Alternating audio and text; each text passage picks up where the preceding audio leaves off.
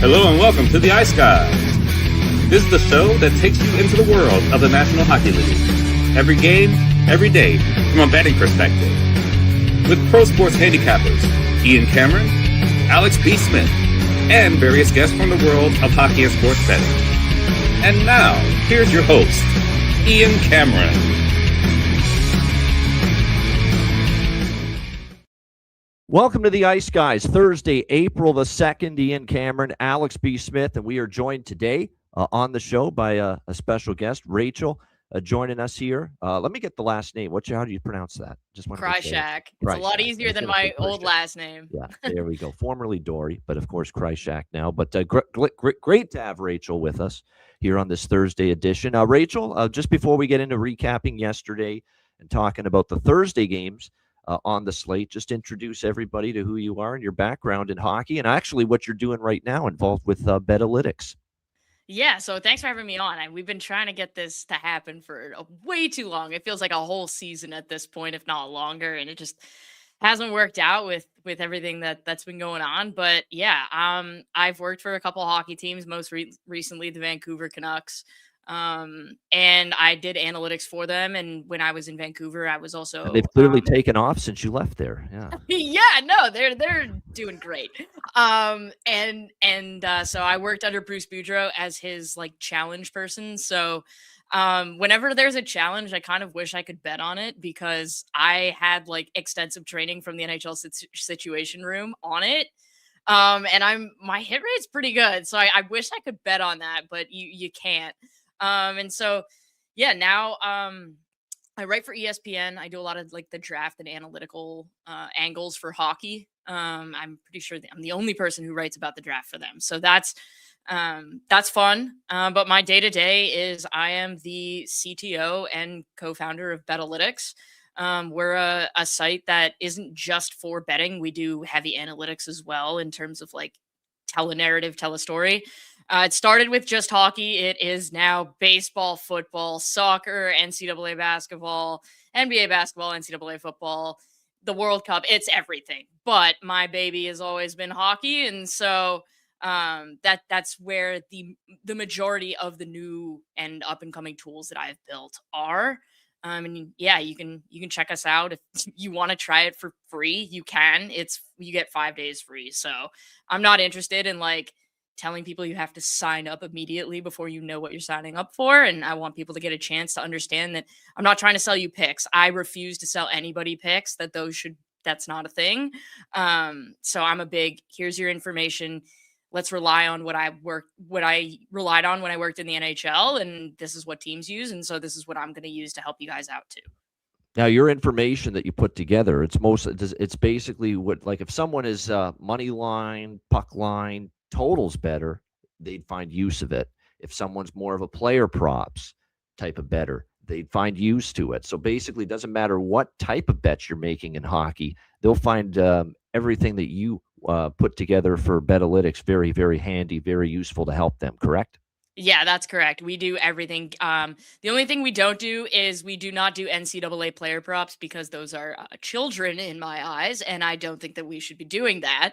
So I kind of have a moral, do not do that. But from a hockey perspective, it is everything from game lines, total puck lines, player props. It's head to head. It's recent success. There's a lot there. And yeah, we like to tweet out screenshots and stuff like that of different things. And I can definitely show you guys some of the stuff. But yeah, no matter what you're betting on as it pertains to hockey, we can help you out. There you go. And that's what that's why you're on the show. We Alex and I think we can help people out on a daily basis with NHL betting, and we certainly did that last night. It's a great segue, by the way, into recapping last night. First of all, the Betcast, Patreon exclusive Betcast that we had last night was great. We appreciate everyone joining us. The camaraderie. It's not just watching the games, commenting on the games as they're happening. We comment on what we watch and throwing back a few drinks and placing some live bets.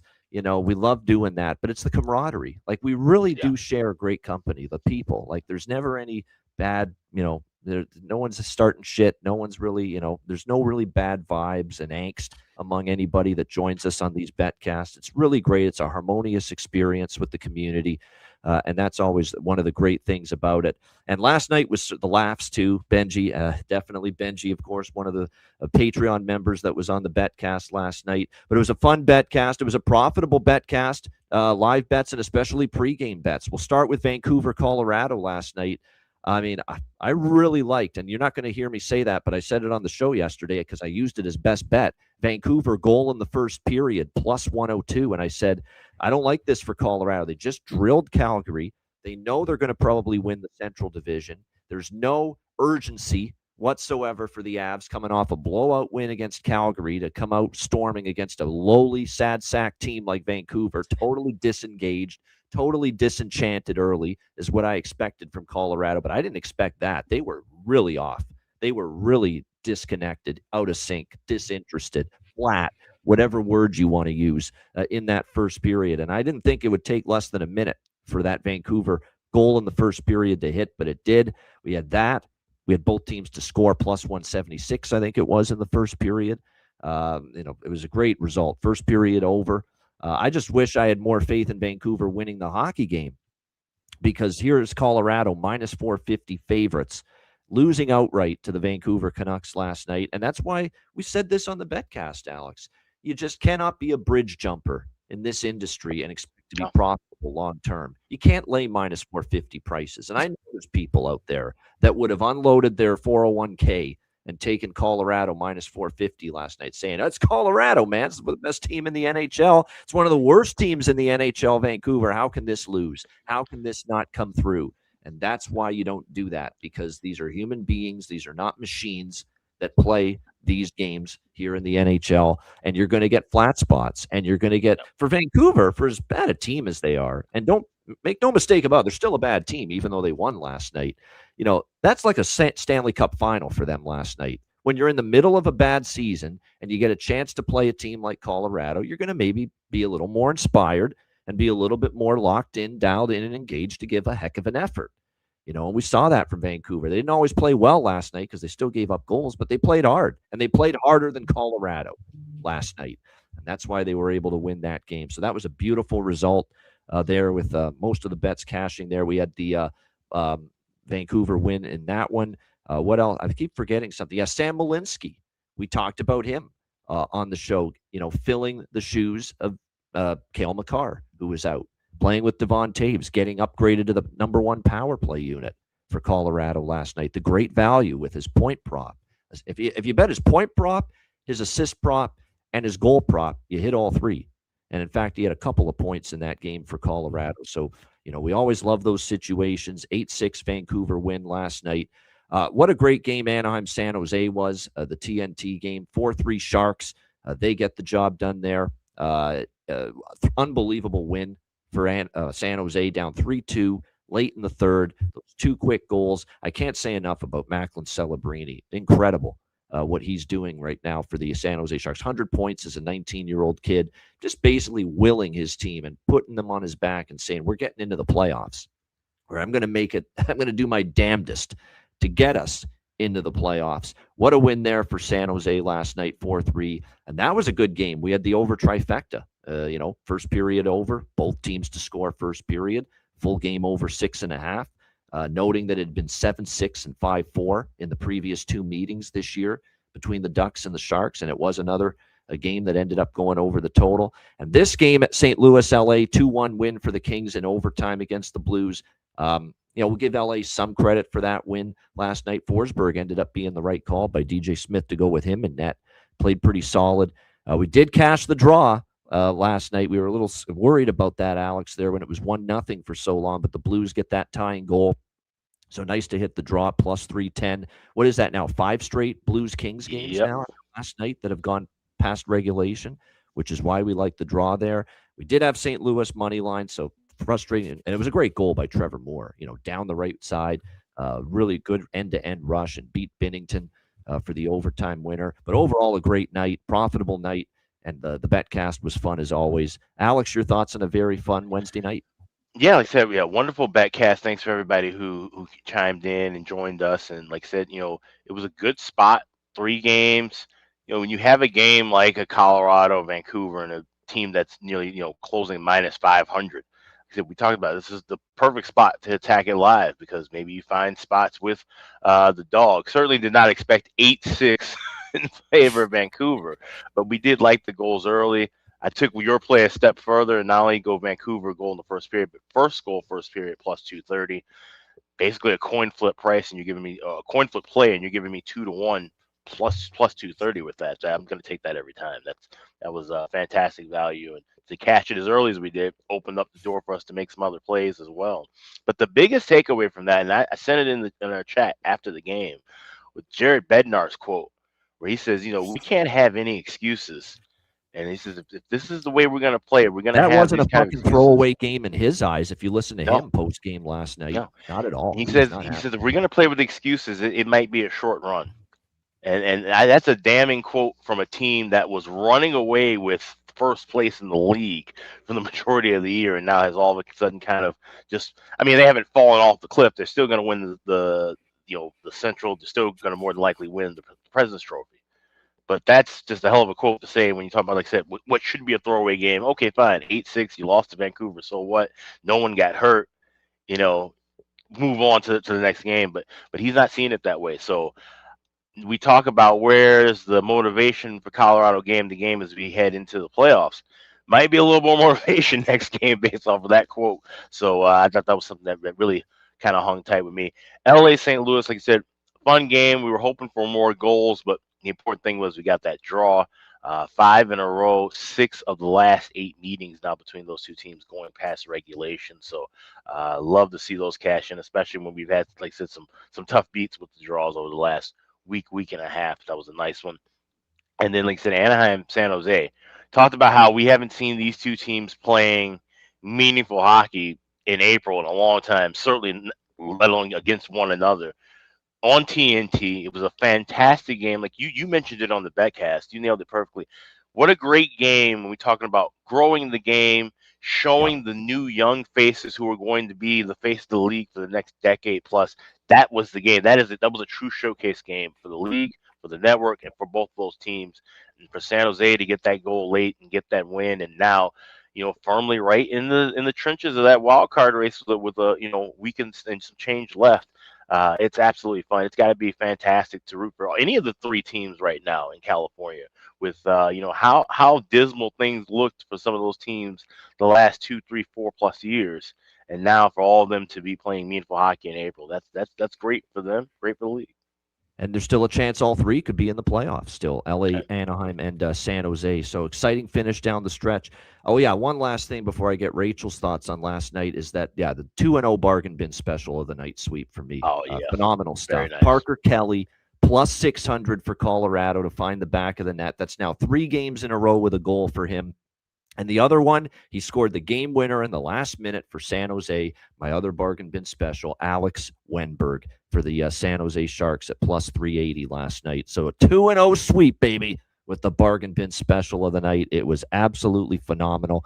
Loved it. Great night. And the best bet couldn't have been easier with the Canucks goal in the first period. So it was great. Great night overall. Rachel, your thoughts? A 3-game slate, but as we said on the betcast, Alex and I last night, Rachel, it was a heck of an entertaining 3 games. Yeah, I mean, I would always say, especially in hockey, like we had this discussion internally, and I've had it so many times now that I can speak my mind publicly about hockey. There is no situation where any team, even first place in 30 seconds, should be a minus 300 favorite. Like that, hockey as a sport is too random. There are too many factors that, like, a bounce off of a glass, off of a stanchion, can lead to a goal. That doesn't happen in soccer, right? That doesn't happen in football. Then you have the officials where, like, on any given night, it could be a car wreck.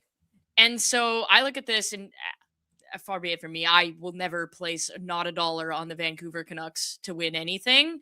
But the moment I see any team that's minus 300 or worse, I'm betting the underdog, because that tells me that line's grossly mispriced and that there's value there. And so, I mean, I think when you look at it, that's kind of the approach where if you're interested in finding value and you're interested in really what the most likely outcome is. Was the most likely outcome that Colorado wins last night? Yeah. But at minus 450, absolutely not. They're not more than 80% to win that game. So I think that's kind of how I would handle that. I thought the best game of the night in terms of quality of hockey, because that was fun. Like Colorado, Vancouver was fun. But quality of hockey, I say Anaheim and San Jose. Like to me, don't get me wrong, Nikita Kucherov and Nathan McKinnon have been fantastic this year. If San Jose makes the playoffs, I don't even think we can have a discussion about who the Hart Trophy winner should be at that point. Like Macklin Celebrini, you want to talk about a bargain bin special. I looked this morning. He's like plus 750 on some books to win the Hart Trophy. He was plus 1,000 the other night. I'm like, this is Jonathan Davis, Rachel, is a great colleague of ours, and he's covered the Kings for a while. He does VSiN stuff, and he's a great friend of ours. He's on the BetCast a lot. He took Macklin. He believes you. He's right there with you. I think he took Macklin Celebrini at 2,200. Just a couple of weeks ago, 2 weeks ago, and the price has dropped since then, and rightfully so. So JD was on that early, and he's got a great price on Macklin. He's right in the hunt. I agree with it. I have 3 futures bets, and like even if none of them hit, like it's whatever. But if even one of them hits, I am going to be sitting this so pretty from an awards perspective. So I found out I'm not voting on awards this year, which means I can bet on them. And so I have Macklin Celebrini, but I took him in December. And he was plus 9,000 in December. So I was like, wow, that's a mispriced line. And I had Zach Werenski at plus 3,300 when Cale Makar was just kind of lapping the field at the beginning of the season. I was like, I'm not sure about this. We're an injury away from this being Zach Werenski's time.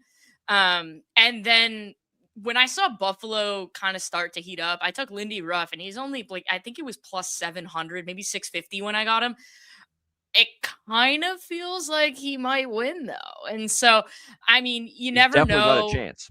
Yep. He definitely, put it this way, he's going to get nominated. So I look at that, but like, for me, when I look to bet on awards, I'm not looking at who's playing the best right now. I'm looking at where is the misprice, because if one thing happens, what changes? What happens if Nathan McKinnon got hurt? What happens if Nikita Kucherov got hurt? You're going to tell me that a guy who has 50 more points than his next teammate isn't going to not be 8,000 anymore, 9,000, whatever? Like, that's just not going to happen. And so that game, like watching the Sharks come back, I just think that those two teams, the California road trip is very soon, if not already, going to be a problem again in the NHL. And it's most certainly a situation where it's no longer a laughing stock. Like, you have to go in there and you got to play proper games. And then I'm not going to lie to you, I went to bed. I wasn't watching the LA Kings St. Louis game, but I woke up this morning and watched like the 15-minute elongated pack. It's really hard not to be impressed by Dylan Holloway this year. Like, the guy is just incredible, and he is so like. Well, they've been saying that on this show for me for a year or two. Yeah, that 2 years get away on him. Yeah. Yep. Oh man, Dylan Holloway has been my friend's like draft son, and I was like, hey, relax. Like, he'll be a good middle six guy. Boom, first line, St. Louis. Okay. So, I mean, I love watching that kid play. You're never going to catch me not watching Robert Thomas or Jordan Kyrou. I think they're highly entertaining players, even though St. Louis isn't all that entertaining this year. And so, like, for me, at least the highlight pack looked fantastic. It looked like it was a lot of fun. But, I mean, there were 3 good games last night. You really can't complain about that. Yeah, no doubt. The games were absolutely phenomenal. Like last night, for 3 games, you couldn't have asked for much more entertaining. And I'm just looking at it right now. Other than Will Smith, who's had a pretty damn good season himself, Macklin Celebrini's more than doubled every other San Jose Sharks teammate in points this year. More than doubled. So silly. It's absolutely insane. He's got 105. Then you got Will Smith at 50, and he's nearly doubled Will Smith. And then he's doubled everyone else. More than doubled everyone else in points. Yeah. So if that's I don't not even think you can have the discussion if San Jose gets in the playoffs. Yeah, it has to be him. Like, it just has to. I mean, it's just an amazing season for a 19-year-old kid, and to be doing what he's doing. And he's gotten he's elevated his game even more in my mind. Watching it as the games have become even more important and more critical here down the stretch. He's not afraid of the big moment. No. And that's the biggest thing. That's the one thing you worry about with these first round picks, these number one overall, and these kids when they get to that moment. And granted, we don't get to see a lot of them get to a playoff moment or a big time moment at 18, 19, 20. It usually takes their team a couple of years because their whole team's rebuilding. To see him step up and deliver game winning goals, it's kind of what they were talking about with Cole Caulfield on NHL Network too. Same thing. The goals that he has, the goals that these two guys have, are game-winning goals, game-tying goals, important goals. These aren't empty net goals. These aren't garbage time goals when they're down 5. And that means something. And for them to be able to do that at the younger ages and not be afraid of that moment now, what are they going to do when they're 25, 26, 27 in the prime of their career? I have to say, as a Canadian, I'm not exactly upset that Canada has Macklin Celebrini, Matthew Schaefer, and Connor Bedard all under the age of 20. Like I'm certainly not angry about that, especially when you see like you just said, Alex, like Macklin Celebrini. I mean, at the Olympics, he was hilariously good, but his ability to step up in the big moments, that's huge. I don't think we even need to cover Matthew Schaefer at this point. That kid, he broke. I was looking at my draft model today because I'm getting ready to do my rankings for 2026. He broke the model because he performed that well that the model mistakenly flipped him to being a forward because it didn't think that a player of that like sort of statistical makeup could be a defenseman and produce at this level. As a that rookie is the at level that of age good. too. As a rookie at that age too, and it probably, like you're right, it basically the model couldn't, like, it just, what did it, the brain of the model exploded essentially. At the thought of that, what Matthew I ended Schaefer's up removing him from the model because I was like, I can't even keep him in the training set because he breaks everything. So I was just like, all right, you know what, exclude because generational talent. I had to do the same thing with McDavid. So it's really, every so often a guy like that will come along where you're like, well, let me just crumple that up and throw it in the garbage because like that's not the same.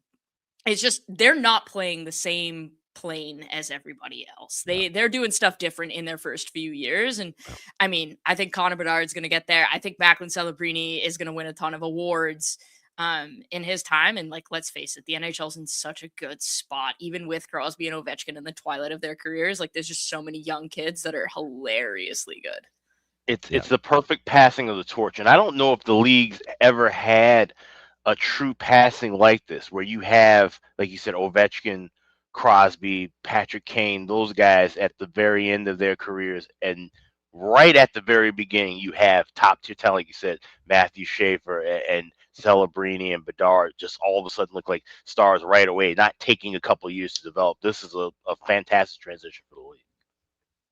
Yeah, I agree with that. No question. It's a fun time to be a hockey fan, fun time to be a hockey bettors. And with that in mind, great night, but it's time to look ahead to Thursday. It is a huge slate, 14 games. So we know it's going to be a long show. I will try, and you know it's not easy for me. I will try to keep my analysis a little bit shorter here on each game. But we start with Boston and Florida. The Bruins minus 160 road favorites, 6.5 the total in this game. The Bruins, of course, coming off a very solid 6-3 win against Dallas at home. Their 4th straight win, 6-1 in their last 7 games. Really picking up steam and putting themselves in a spot where it's going to be tough for Boston to fall out and miss the playoffs at this point. They've given themselves some cushion right now in the playoff race when you look at where the standings are right now, with the Bruins currently at 94 points. They are 8 points clear now of the last 3 teams out: Ottawa, Detroit, and Philadelphia, that trio that all have 86 points. So it's looking pretty good for Boston to make the playoffs, but you still want to keep winning games here down the stretch. Florida's been one of these teams. It's difficult to really get involved from a side perspective because I faded Florida with Ottawa the other night, just thinking, here's Ottawa, 2 days off, losing to Tampa Bay. Pummel this Florida team that's decimated. Paul Maurice and the Panthers have shut down half the team already this season due to injuries, and it's just definitely a depleted lineup. And Ottawa gets drilled in the first period, 5-0. They were awful. Allmark was terrible, and I've already ranted about him enough that you can't say I would need rest against Tampa, not play, and then play like that with a couple days rest against Florida. Although at the same time, while he was not good at all, the blue line has to shoulder some blame too for Ottawa. They were terrible in that game, but Florida took advantage of it. Give them credit. They still played with good effort, even with the shorthanded lineup and everybody out that was out. And if you look at the Panthers going into tonight's game, obviously you're still got, like I said, half of your key players, half of your roster missing. You've got no Reinhart, no Lundell, no Rodriguez. Of course, Barkov and Marchand. On the blue line, you've got Ekblad out, Belinskas out, Mikkola out, Kulikov out. So it is definitely a mash unit. I mean, after Gus Forsling and Seth Jones on the blue line, you've got Donovan Sabrango, Michael Benning, Tobias Bjornfoot, and Michaelis Havorka. That's basically an AHL blue line you're trotting out there if you're Florida. So when you think about it, Boston should win tonight. Boston should score. Boston's suddenly been trending over of late, and they've been scoring more goals of late. You look at the Bruins, 4 straight games have gone over the total.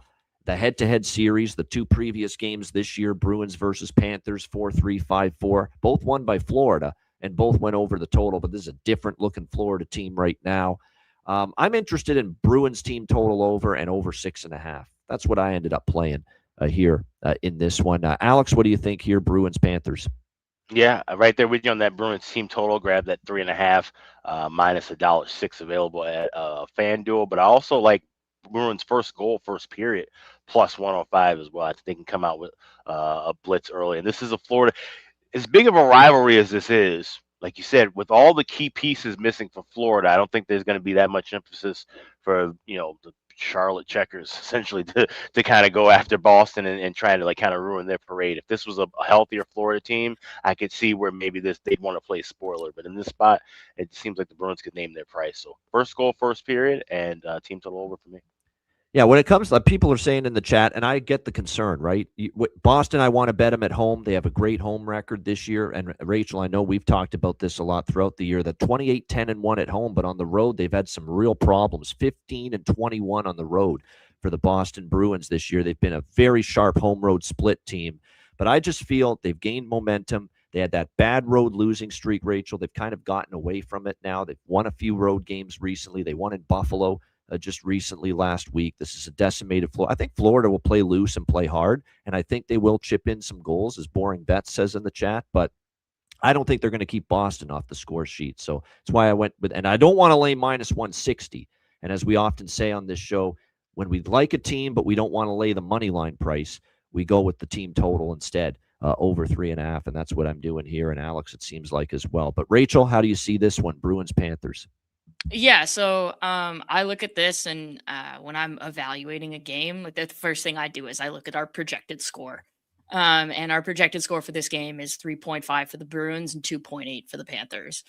So that right there tells me you should be leading Boston. Then I go to the levers of what are they like at home? What have they been like on the road? What are they like lately? All of those kinds of things. They're both high-paced teams lately. They're Florida's 3rd highest pace in the last 10 games in terms of expected goals created and given up, and the Bruins are 11th. And so this is a team that's giving up and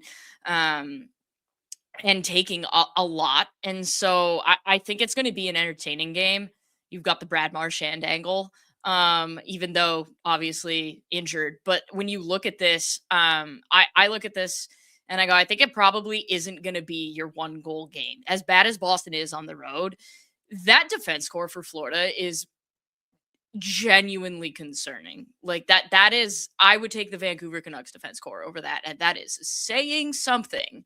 And so when you look at this, I really am on, I like the team total with you guys, but 2 things I would point out, Matthew Tkachuk and Pavel Zacha. Both of them rank in the top 12. Matthew Tkachuk is 9th. Pavel Zacha is 12th for scoring chances created over the last 10 games, respectively, for their teams. So they are getting the bulk of the chances for their teams. And obviously, Matthew Tkachuk doesn't have a whole lot to play with at this point. And so his goal price is pretty throttled down because he's really the only guy generating. But Pavel Zacha's point number and his goal number is not nearly high enough. Especially for the opportunities that he's getting and for the chances that he is generating. If you think about it, if he is not playing against Gus Forsling or Seth Jones, we're talking about not even getting secondary matchups here. We're talking about like AHL level matchups for a guy who's created the 12th most scoring chances in the last 10 games in the entire National Hockey League. That's a guy you have to take a look at. Minus 125 for a point. And his goal is nearly plus 300. Like, that is, for me, I look at that and I go, I have to lay some coin on that. I've been laying some coin on Pavel Zacha a lot lately. Bargain bin specials multiple times. I think just recently we had Pavel Zacha for a bargain bin special. Absolutely, 100% agree with that. Now, you mentioned pace, third in pace for which team did you say was third in pace? You said Florida's third in pace. How is that measured with what your work and your numbers and your model? Is it basic? Because when I say pace, those teams playing with pace, for me, it's just eye test. I watch them, and they're trading chances more. They're not sitting back.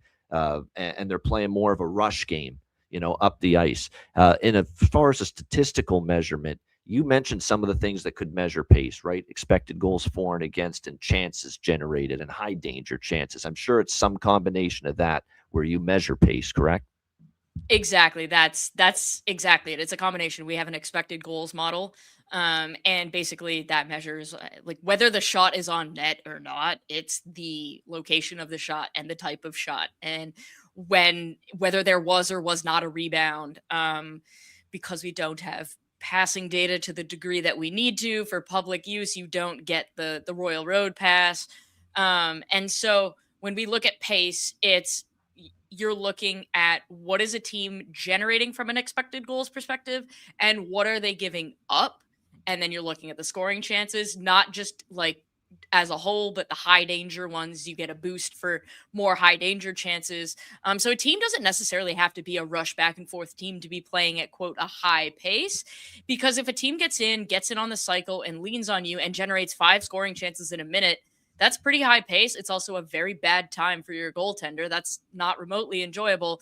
And Florida's done a really good job of getting in on the forecheck. They're creating off the rush, but they've also, like, you look at the game against Ottawa, I think 4 or 5 of their goals were not only off the rush, but like odd man rushes. And Florida's been one of the better teams at creating odd man rushes over the last probably month and a half. And so that's something that gets considered. And when you're playing at pace, it's good for things like the total. It's good for things like goaltender saves. It's good for things like scoring chances. So guys who are high up on the scoring chances list, more likely to get opportunities, more likely to score. There we go. Great description for that. Exactly. I mean, pace is that's how you measure it. That's kind of how you measure it. Is basically chances generated, high danger chances generated, the location of the shots. All those kind of things kind of mesh together. Just to answer Nick's question, I see it in the chat, or Nikki's question in the chat. Oh, what software do you use? I was about to get there. Yes, good question. Yeah, so I actually make my own software, and it's called Betalytics. You could see like my little name thing, and that's where you can go if you want to try it out. You can. It's free for the first 5 days, and if you want to give it a shot, and kind of like I said off the top, I'm not interested in selling something to somebody who doesn't even know what it is and doesn't know if they like it. So I'm always willing to give a few days. You can try it out, and all of my model stuff is there. So everything that's on the site, unless it's credited to somebody else, is built by me. Very good. Excellent. Nice. Yeah, good to know that. As far as other props, obviously Zacha. We've been riding Pavel Zacha for a while for the Boston Bruins as far as goal prop. But I'll throw out a couple more. Mackie Samoskevich, return of the Mackie Samoskevich, back-to-back games with a goal for him. He's definitely been noticeable. He's taken advantage of the greater ice time, top 6 role now. Arvidsson, he scored in 3 of the last 5 games. He's a pest. He can get under your skin, but AJ Greer has scored in 3 of the last 5 games and scored last game for Florida. Husnudinov scored last game. We've talked for months about how his spot in the lineup, there's been value playing alongside Pasternak and Minton on that top line for the Bruins. So those are a couple other props I'd be interested in there in that game as well. Make a quick note too. I know it's like I said, trepidation with backing Boston on the road, but the fact that Florida's out of it, probably going to be a split crowd, if not more of a heavy black and yellow crowd like we used to see back in the old days when Florida was terrible. So Boston playing well. There's a lot of Massachusetts natives that live in Florida. I think that maybe a split crowd, if not more of a pro Boston crowd. So I think that takes away some of that trepidation too of backing, like I said, the Bruins, how bad they've been on the road. Yeah, no question. All right, Columbus and Carolina. We've got Carolina minus 190 home favorite, 6.5 the total in this game. This is kind of going to be a reminiscent of what I said about Vancouver and Colorado yesterday.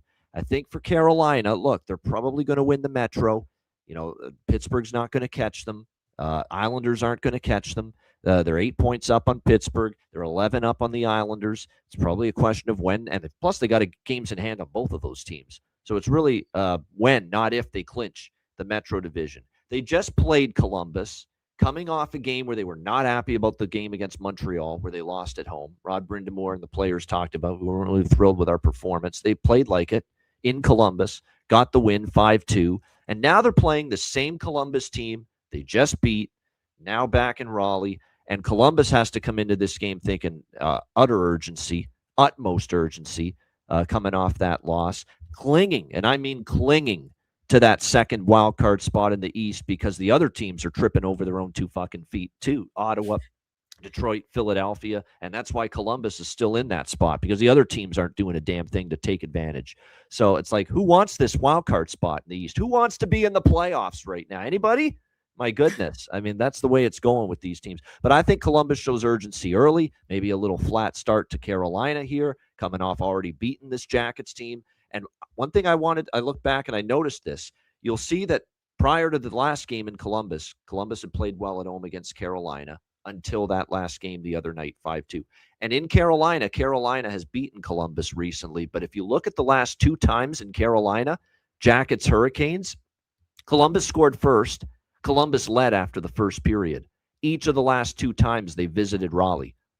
That's worth noting. Give me Columbus, first goal, first period at a great plus price. You can find at FanDuel with that and give me that Columbus first period money line. If the team total in the first period with Columbus drops to a little bit of a lower number, I'll get in on that first period goal as well for the Jackets here in this game. So those are all the angles I'm looking at. More so early. Do they win the game? I don't know if I trust Columbus's third periods lately as far as being able to trust them to win the game. But I think early in this opening period, they're worth a look. And I'm seeing at Pinnacle, it's minus 140. It might be cheaper at FanDuel. Columbus goal in the first period. I am definitely interested in that as well here against Freddie Anderson. Unsteady Freddie, as we've been calling him this year. He's probably going to get the start. So I like Columbus and all those looks early with the Jackets here. Alex, what do you think? Columbus, Carolina. I think we even actually talked about Columbus first goal, first period last night, a little bit during the betcast, but I did like that, grab that plus 165. And shopping around, this first period over is not bad. You can get FanDuel minus 136 opposed to where offshores you're seeing some minus 145s, 150s. So obviously, if you have offshore book, I'd wait and grab this live. But I do like this first period over quite a bit. Like I said, with Columbus pushing the pace, Carolina, they're still going to be engaged and willing to have their shots and get their chances as well. So this could be a back and forth game. Anything else, I'd look for a live. But the early looks with Columbus first goal, first period, and first period over for me. Yeah, it's plus 165 at FanDuel, the first goal, first period for Columbus. And FanDuel's got Jackets goal in the first period a little, not much cheaper, but a little cheaper at minus 138 for Columbus to score in the first period. And like I said, you could always look to wait a couple minutes into the first period and see if that price drops a bit, and you'll be able to get Columbus goal in the first period closer to even money. And it is Merzlikins in net, so I don't mind people in the chat seem to like the over in this game. We could see Merzlikins give up a few because Merzlikins shutouts are few and far between.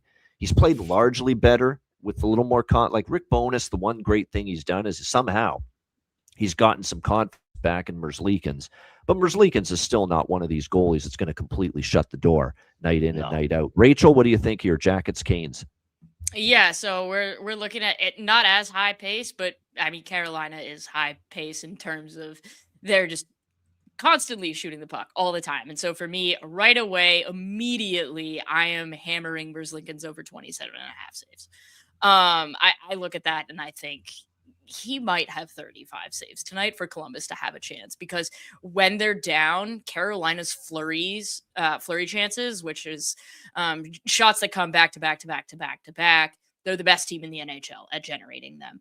And so if we are going along the lines of, we think this might be a little bit of a trap game, we think Columbus is playing pretty well right now and they have an opportunity to have the lead, there's a pretty decent chance that Carolina puts up 40 shots, including 20 in the third period type of situation. So I really like the Merzlikins over 27.5 saves. My only fear with that would be that he gets pulled. But outside of I think if you don't think he's going to get pulled, you think he's probably going to be pretty decent, I think you could take that number. One thing I'll point out, if Kirill Marchenko is in, he's auto bet against Carolina for me.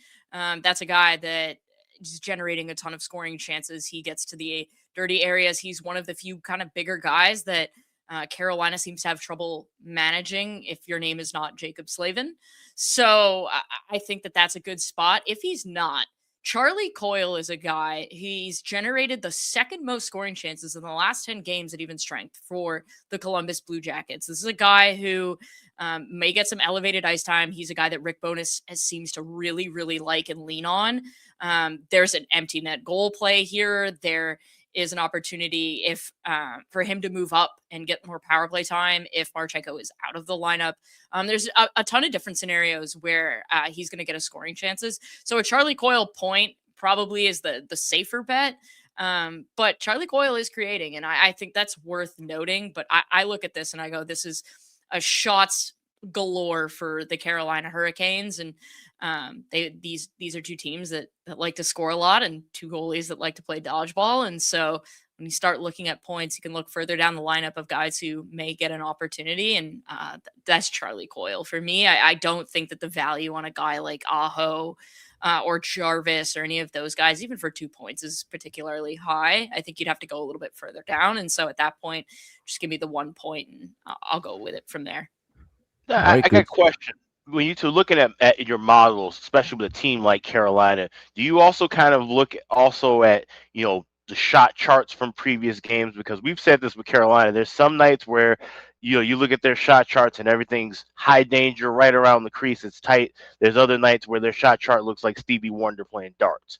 So do you kind of, use that eye test in a sense to gauge and go along with your numbers as well?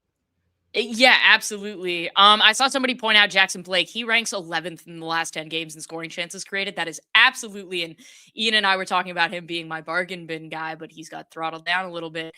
Alex, to answer your question, we have a feature on the site that actually allows you to see the heat maps of not only like where players are taking shots from, but where teams are taking shots from and where they're giving them up from. So what I like to do usually, like in a situation like this, I'll go and I'll see, okay, where's Columbus giving up shots from? Where's Carolina going? And then I will start to compare. So where is Carolina giving up the shots to Kirill Marchenko? Where are they giving up the shots? Where is Columbus giving up shots to Seth Jarvis? Things like that. And if there's a match, I'll look at it. And I'll also, I built this tool using that exactly. And it's called matchup analysis. And basically what it does is it takes each team and compares where they attack and where they give up shots to the other teams, where they attack and where they give up shots over the last 10 games. And it determines if there is a mismatch. And if there is a mismatch, where the advantage is and what players would benefit from that. And so that's where I really look to. Everything changes like night to night, but the sample size of 10 games gives you a pretty good idea of where a team is at right now. And so that's kind of where I like to go with it. Yeah. Cool. And as I always say, it's in a long season. Doesn't matter if it's hockey, basketball, baseball, the really long seasons where they play every day or almost every day. You want to zone in on that current form. The full season numbers won't really be a great current accurate picture of what's going on.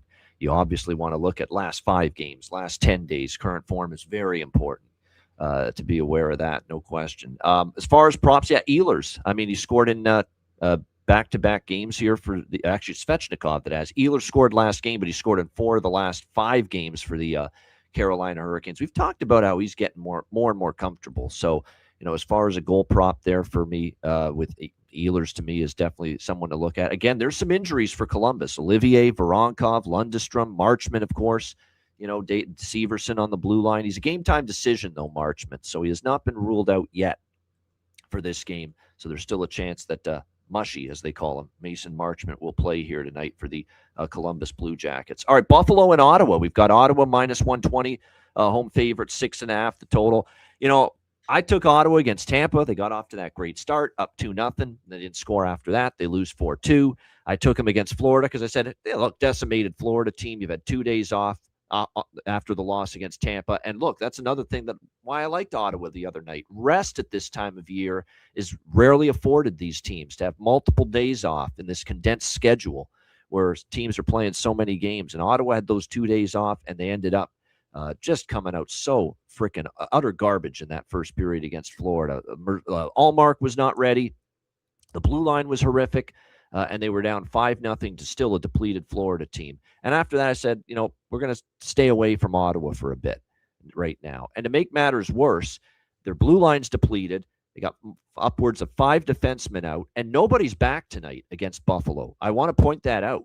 They were still hoping Jake Sanderson would be back tonight. That's not the case. Thomas Chabot's out indefinitely. Nick Jensen's out indefinitely. Dennis Gilbert's out indefinitely. And now to make matters worse, one of the Belleville Senators that you just called up to fill the void on the blue line, Carter Yakimchuk, suffered a concussion last game against Florida. He's out. So now you got to call up someone else with Yakimchuk, one of your other call-ups now dinged up, not playing. Cameron Crotty is going to come up and fill the void and be the 6th defenseman here tonight from Belleville. I mean, this blue line is just a mash unit right now. It's very, very hard for me to trust them. Could we see urgency for Ottawa right now tonight? Yes. I mean, they're desperate for points.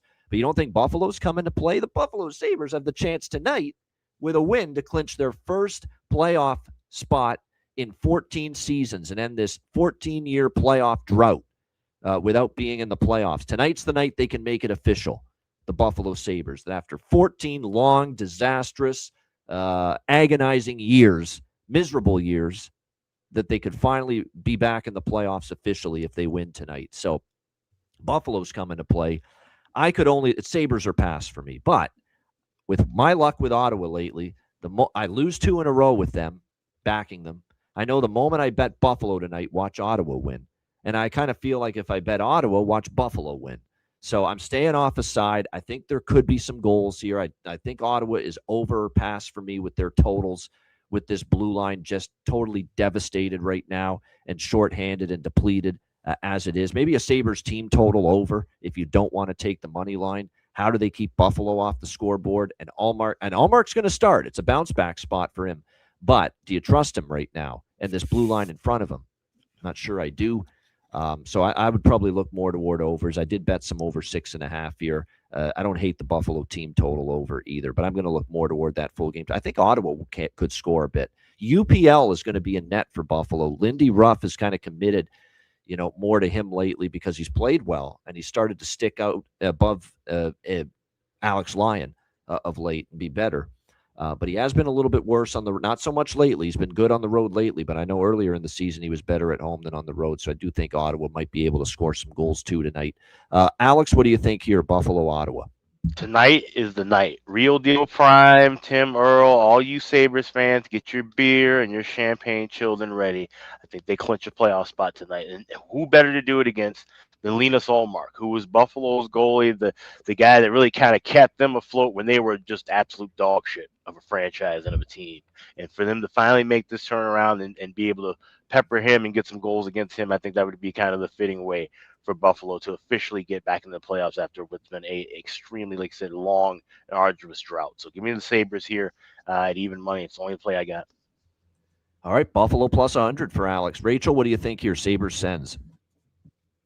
Yeah, there is, I don't know if any of you have scrolled Twitter over the last 24 hours, but nothing like dropping a nuke in your dressing room as you're going into a playoff race. Like, there is my hockey brain, never mind the numbers, my hockey brain having worked for a team, there is no way you could convince me to put any dimes, pennies, nickels on the Ottawa Senators right now. That dressing room, it cannot be a fun place to be right now. And yes, Brady Tkachuk has the 3rd most scoring chances in the last 10 games in the entire National Hockey League. So if you think there's going to be goals, that's probably the guy. Having said that, he's also the guy that dropped the nuke in his dressing room. And so I think we're kind of in a scenario where that's a no bet for me.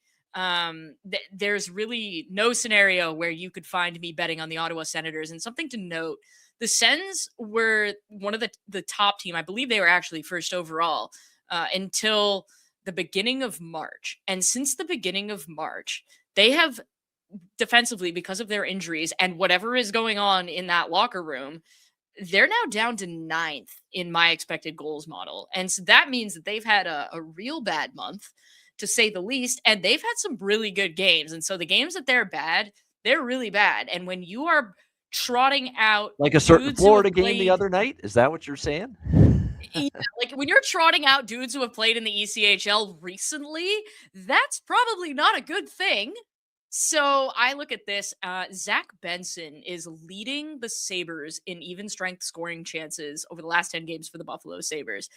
The other guy who is up there and who seems to perform well against the Ottawa Senators is Rasmus Dahlin. That's the guy that's the captain, and given what's on the line for the Sabres tonight, it kind of feels like he's going to have a big game. He has 65 shot attempts in his last 10 games. That's preposterous. It's a lot. And so I look at him. I like his shots on goal total. I love a Zach Benson goal, point, whatever you want to call it. Go either way with it. I think that in order for Ottawa to keep up with Buffalo right now, they're going to have to play at a pace that they're uncomfortable playing at. And the problem that Ottawa is going to have with that is their top 3 puck moving defensemen organizationally are out. That's Thomas Chabot, Jake Sanderson, and Carter Yakimchuk. So that leaves Jordan Spence. And when I was at the Rangers Sens game last weekend, one thing I noticed is when Thomas Chabot went down, they played Jordan Spence for the entirety of the 2-minute power play.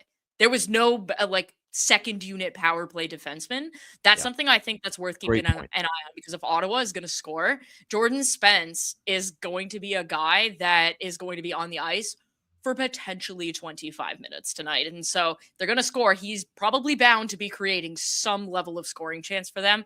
And the power play note, I think, is a worthy thing to point out, because that's where you have the most opportunity to score. So those are the bets I would look at. I'd look at Rasmus Dahlin, I'd look at Jordan Spence, and I would look at Zach Benson. If you really think Ottawa's going to score, then Brady Tkachuk is the guy that is leaps and bounds ahead of everybody in terms of his creation.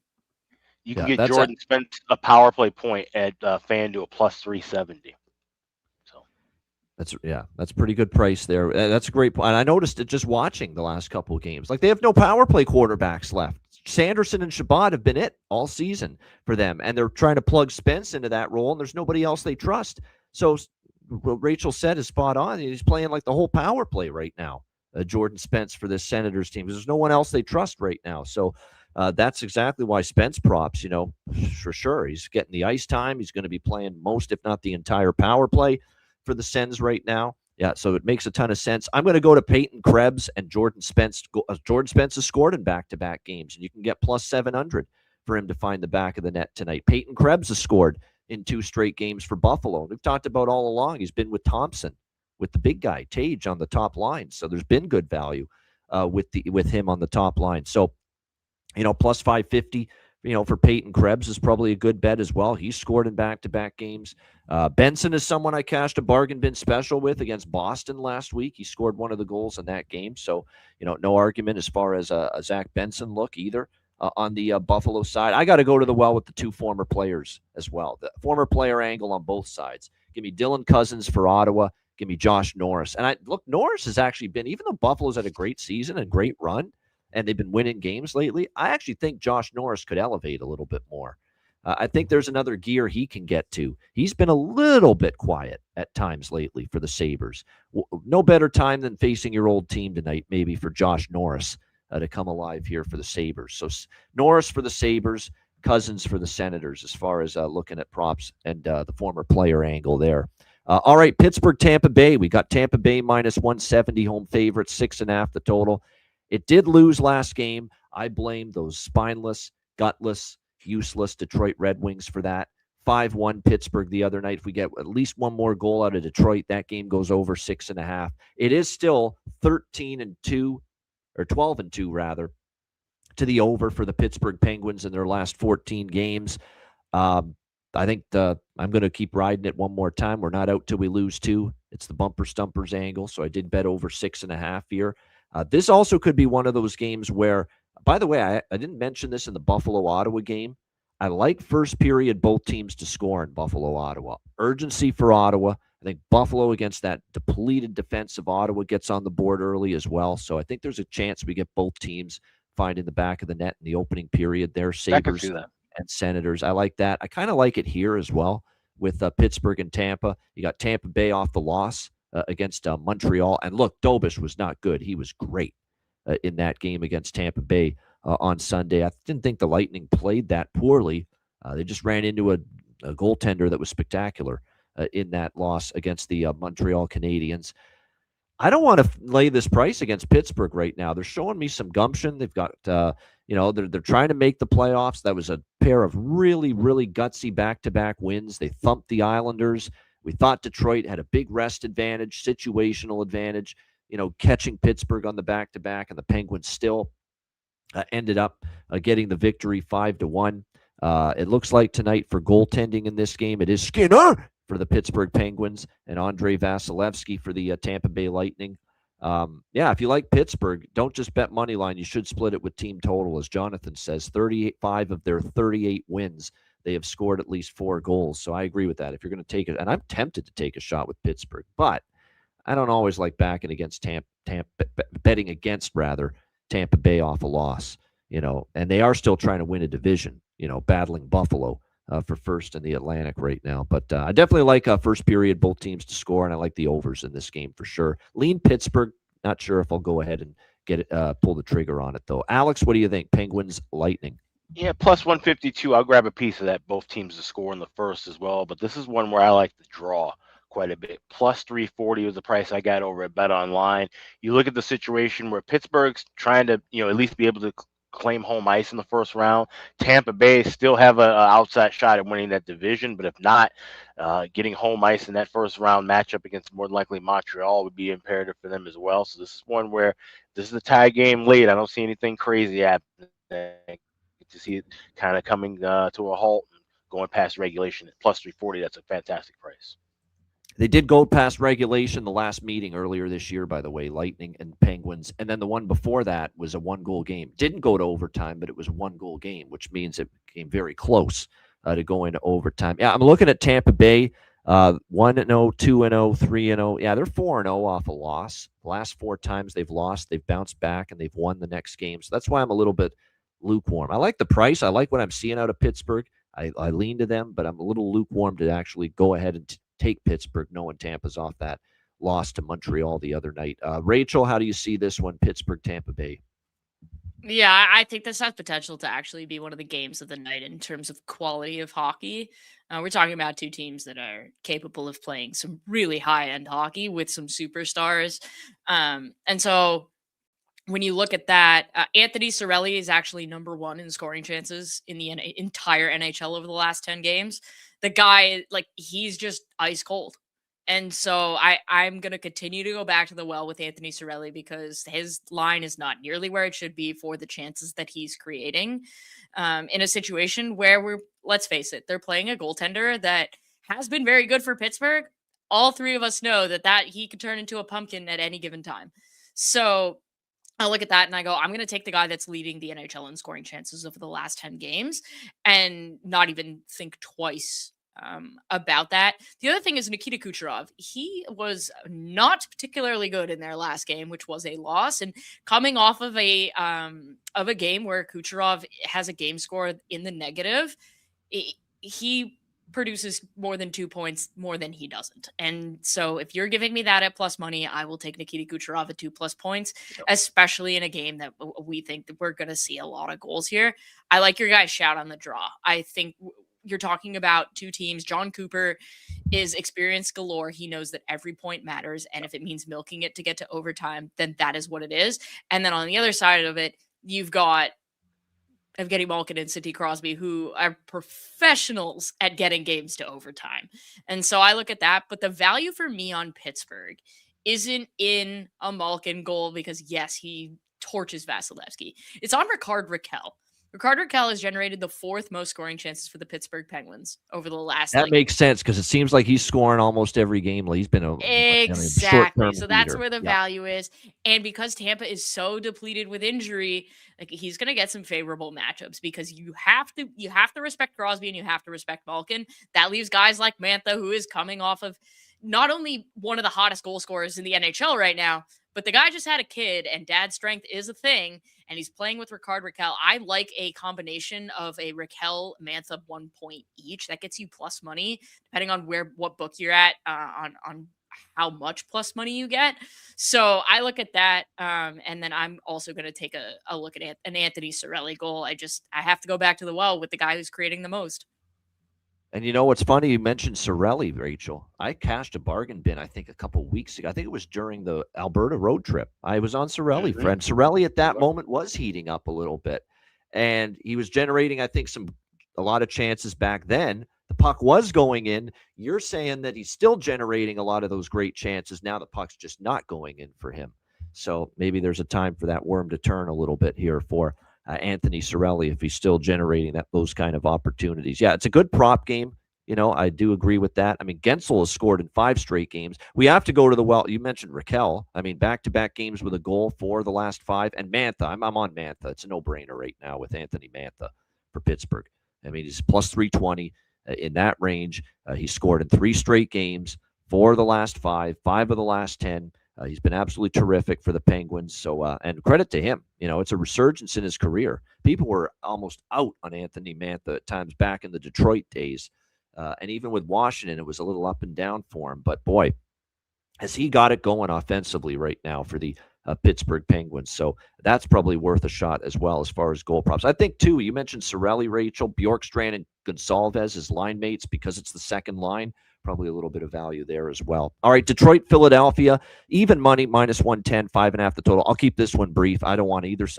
I don't want Detroit. It's Flyers or pass. The March record is damning for Detroit.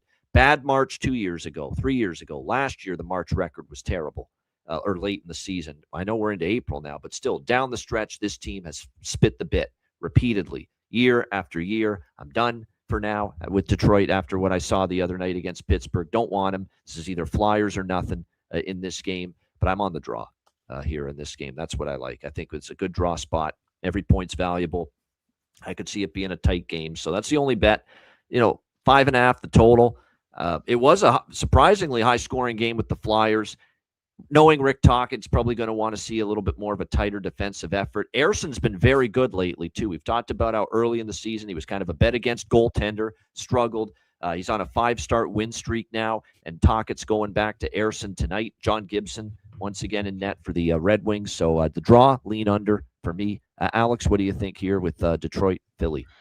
Yeah, this is a draw for me, but I like Philly in this spot as well. Like I said, Detroit's falling off a cliff, and, you love to see it for some of us.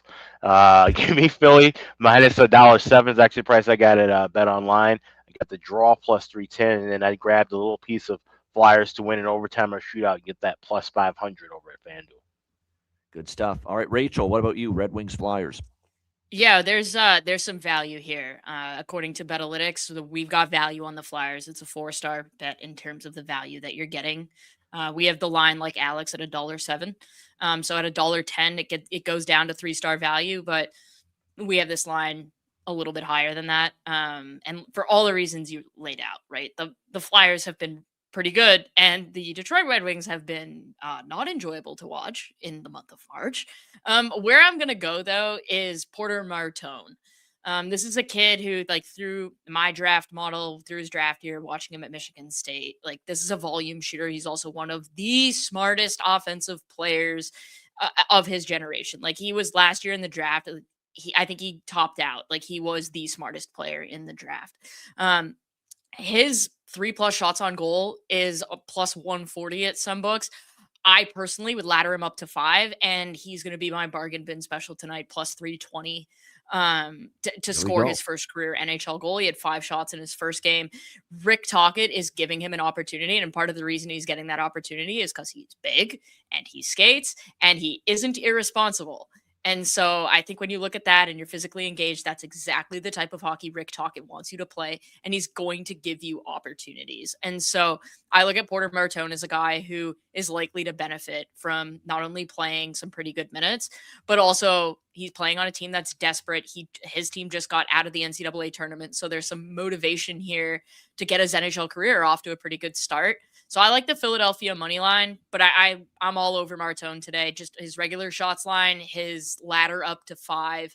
And I'm going to take a stab at the Porter Martone goal. I think he's exactly the kind of player that could kind of get a dirty goal here. And that'd be really good because you know how the Flyer, like a guy like Trevor Zegras, he's on the record saying that he likes getting new teammates goals. And so if Trevor Zegras and Porter Martone are on the ice together, you can be sure that Trevor Zegras is going to be looking for him. Absolutely. Yeah, I'm going to go back to the well with Martone as well as far as a goal prop. I took it against Washington, just his debut, knowing he was going to be power play 1, get the ice time, get the runway from Rick Tocchet right away to make an impact. And yeah, he didn't score, but you mentioned it, 5 shots on goal. And, you're still getting great value just to get over 2.5 shots here tonight for Porter Martone. So I agree with that. I agree with Jonathan with Couturier. And I'm going to go back to the well with Noah Cates as well for Philly. Yeah, go ahead. I was going to say DraftKings plus 360, best price I'm seeing with Martone goal. So, yeah. Love that. Absolutely. And I do like Jonathan's shout on Owen Tippett as well.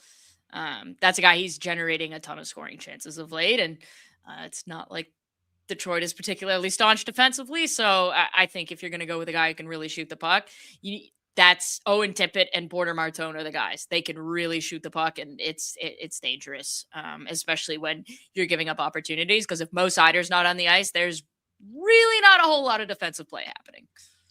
Boring Bets is on to why I haven't bet. Like, I could only take Philadelphia tonight. I don't want Detroit. I'm not betting Detroit. Not interested. But Philly comes home. Detroit continues on the road. It is rapid revenge for Detroit because Detroit lost at home to Philadelphia on the Saturday night game on ABC. Situationals are Detroit. I agree with it, but I can't do it. The situationals were Detroit against Pittsburgh as well the other night. They shit the bed. They were awful. They were out of that game after the first period, 5-1. It's been situational for Detroit for the last 2.5 weeks. So, yeah. But I know the moment, this feels like one of those games too. I bet Philly and Detroit will win. This will be the night they show up. So, but yeah, Flyers or nothing. I don't want Detroit. If you bet them, good luck though. All right, next up, we've got Montreal and the New York Rangers. It is Montreal, as you would expect, pretty sizable road favorite here, minus 135 in this one, 6.5 the total in this game. The situationals are not necessarily with Montreal here in this game, but like at the same point in time, when you look at this situation here for Montreal, I love the way they're playing right now, the Habs. Jacob Fowler will start, not the red-hot Jakub Dobeš. I don't think that's a terrible thing. I think Fowler's very capable. He's been pretty good during this 6-game win streak that Montreal's been on. The Rangers have played better on this homestand, but before we get too carried away, Chicago, Florida, New Jersey, these 3 home wins for the New York Rangers, I don't think that's saying too much. I think that's more, okay, Rangers won those games, but those opponents have some issues right now. I still think there's some value here to move on the Habs. They're red hot. I've been on them 2 games in a row as a dog, Carolina and Tampa Bay, cashing both times. Now they are a favorite, but still not one of those scary home ice advantages in the NHL. And we know the Rangers, even with the last 3 home wins, this is a Rangers team that is still a dismal 12-25 at home. And you flip that around, Montreal is a very respectable 21-8-8 road record here in this one. So I'm on Montreal here, split with team total. Montreal money line minus 135, split with team total. Around it's actually over 3.5, or you could get a flat 3 on the team total as well at a couple of books like BetMGM and BetRivers if you're so inclined. But I split the money line and the team total over for Montreal, and I'm on probably this. I have to be on this full game over 6.5 too, simply because of the series history. Now I don't love it considering Montreal's defensive play, 2 or less allowed in 4 of the last 5. The goaltending from both guys, Fowler and Dobeš, has been outstanding. But it's hard to argue the series history. 9-1 to the over between the Habs and the Rangers. 9 straight overs in the series entering tonight. So I'm going to get in on it because of that. Over 6.5. Alex, Habs, Rangers. Yeah, I like the Habs here in regulation, plus 115. I might grab a little piece of that over 3.5, two of the team total. I'm seeing a plus 104 at FanDuel. As far as that over, like I said, the trend makes sense, but this is one where I'd probably wait in game, see if you can, get a couple minutes of scoreless hockey, and this drops down to a 6. Jump in from that atmosphere. But pregame, definitely liking Habs to win it within 60 and go with that team total over as well. Yeah, good stuff. I mean, Goal Caulfield, because that's what we got to call him now. Goal Caulfield, 3 straight games with a goal. There's a couple. There's Suzuki, 2 straight games with a goal. Connor Sheary of the Rangers, believe it or not, has scored in back-to-back games. There could be a little bit of value there. I'm going to go to the well with Adam Sikora again for the Rangers. He's been impressive since he's been called up. So a couple goal props of interest for me. Rachel, what are you thinking here with Montreal, New York? Yeah, this is the game I'm paying the most attention to because I am going to this game tonight. So I'm pretty excited. Anytime I can watch entertaining hockey being played, I am watching entertaining hockey. And the Montreal Canadiens are nothing but entertaining right now. So that's I been debatable with the Rangers much of the year, but you can't say that about Montreal, right? The goalie fight was kind of fun the other night. Yeah. that was a lot of fun. You did have that. So there's a couple Durkin and Markstrom. Yep. Yeah, all player props for me in this. And I think something worth pointing out, Mika Zibanejad, when it comes to March production, is in the conversation with Nathan McKinnon, Leon Draisaitl, and Connor McDavid historically. The guy it's Mika March at this point. And so he's got 9 points in 13 games against the Habs, he has points in 9 of 13 games against the Habs. When you combine that with Mika March, he has a point in every single game he's played against the Habs in the month of March. His shots have gone over. He averages 3.62 shots in the last 13 games against the Habs. So I like that. He has been arguably like their best player for the last little while. The other guy I'll point out for a point is Adam Fox. He's got points in 9 of 12 against Montreal. He's playing much better offensive hockey of late. They're creating chances on the power play. And so I look at Adam Fox and I go, yeah, that feels like a situation that I should be getting in on. So for me, I like to do a point stack parlay here. Like you pointed out, that is a trend that's too difficult to ignore. And while obviously Jacob Fowler is young, we don't have a ton of data on him. Until that trend starts to go away, and by go away, like you have to give me 3 straight games where you are well under 6 goals for me to believe that this is going to be anything. I think you need to pay attention to that. So I think a parlay that includes a Suzuki point, a Caulfield point, a Fox point, and a Zibanejad point is something I'd be interested in, because if we think it's going to go over, I find it very difficult to believe that the game could go over without those 4 guys getting a point. The other guy I'm going to shout out is Gabe Perreault. Gabe Perreault is a guy who's creating a ton of scoring chances. I'm waiting for one of these damn things to go in, Rachel, for him. You're right. I've seen it too. And it's like, geez, this guy's got to score sooner or later. Does he not? Exactly. And maybe not for a goal, but his line mates are Mika Zibanejad and the French-Canadian Alexis Lafreniere. And they have been by far the Rangers' best line for quite a while now, since Perreault basically came into the league. And so I look at that and I go, I think that there's some significant value on a Perreault point. I think you really need to take a look at Alexis Lafreniere scoring a goal, because he's also generating scoring opportunities. He's getting power play time. And I watch him, I watch him pretty closely when I'm at games, because I don't have to follow the TV camera.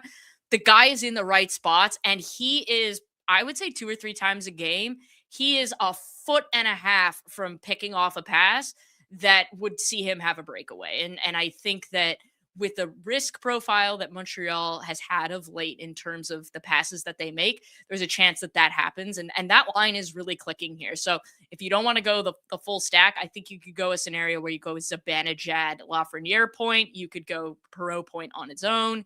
There are so many different things that you could attack here. And I would say one of my best bets of the night is the Igor Shesterkin saves. He's highly unlikely to be pulled in an original 6 game. Mike Sullivan does not like to do that. He is on record saying that, which I'm not sure why you would announce that, but okay, carry on. Igor Shesterkin, over, I believe his line's 26.5. I would take that simply because Montreal's generating a ton of shots in the last 10 games. They're a high-paced team over the last, I would call it 2 weeks specifically. And in a situation like this where they need the points, they're going to want to be generating scoring opportunities. Igor is going to have to be really good the whole night.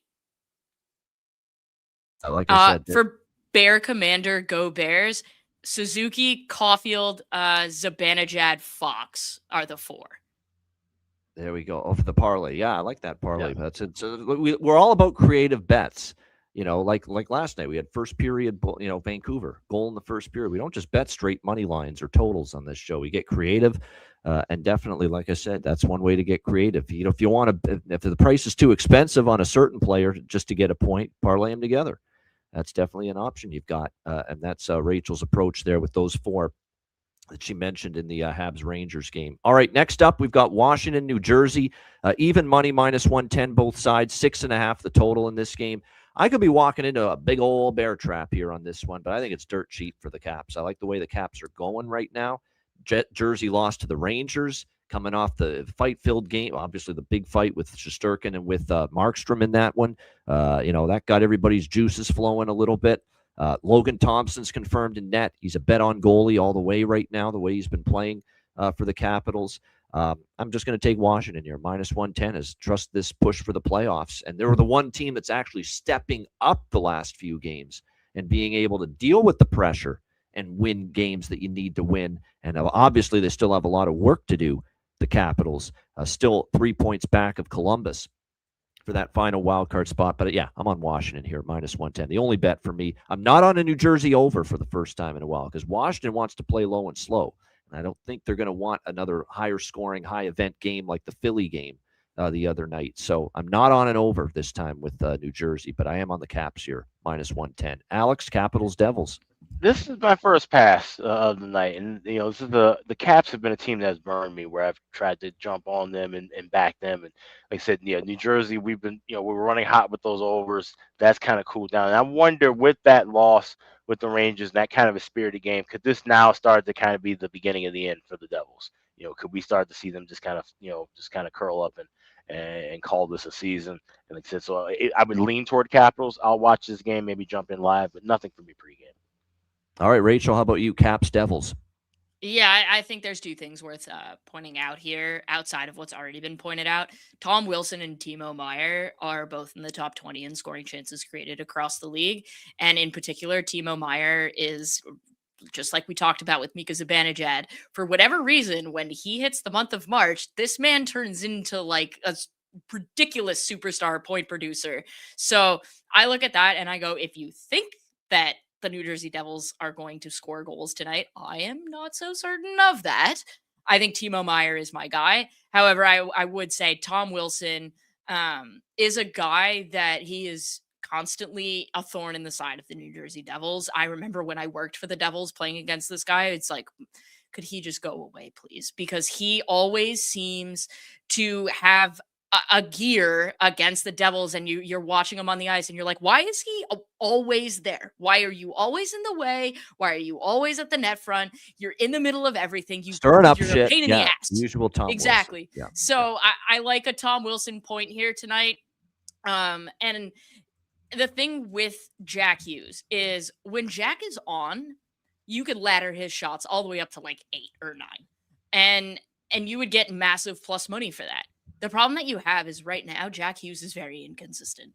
And so with the value on the bets, I don't think you can take a Jack Hughes line right now because it's not trustworthy. And you don't know if he's going to have 2 shots on goal at this point, never mind his line of 4. And so I look at that and I go, yeah, I got to stay away from that.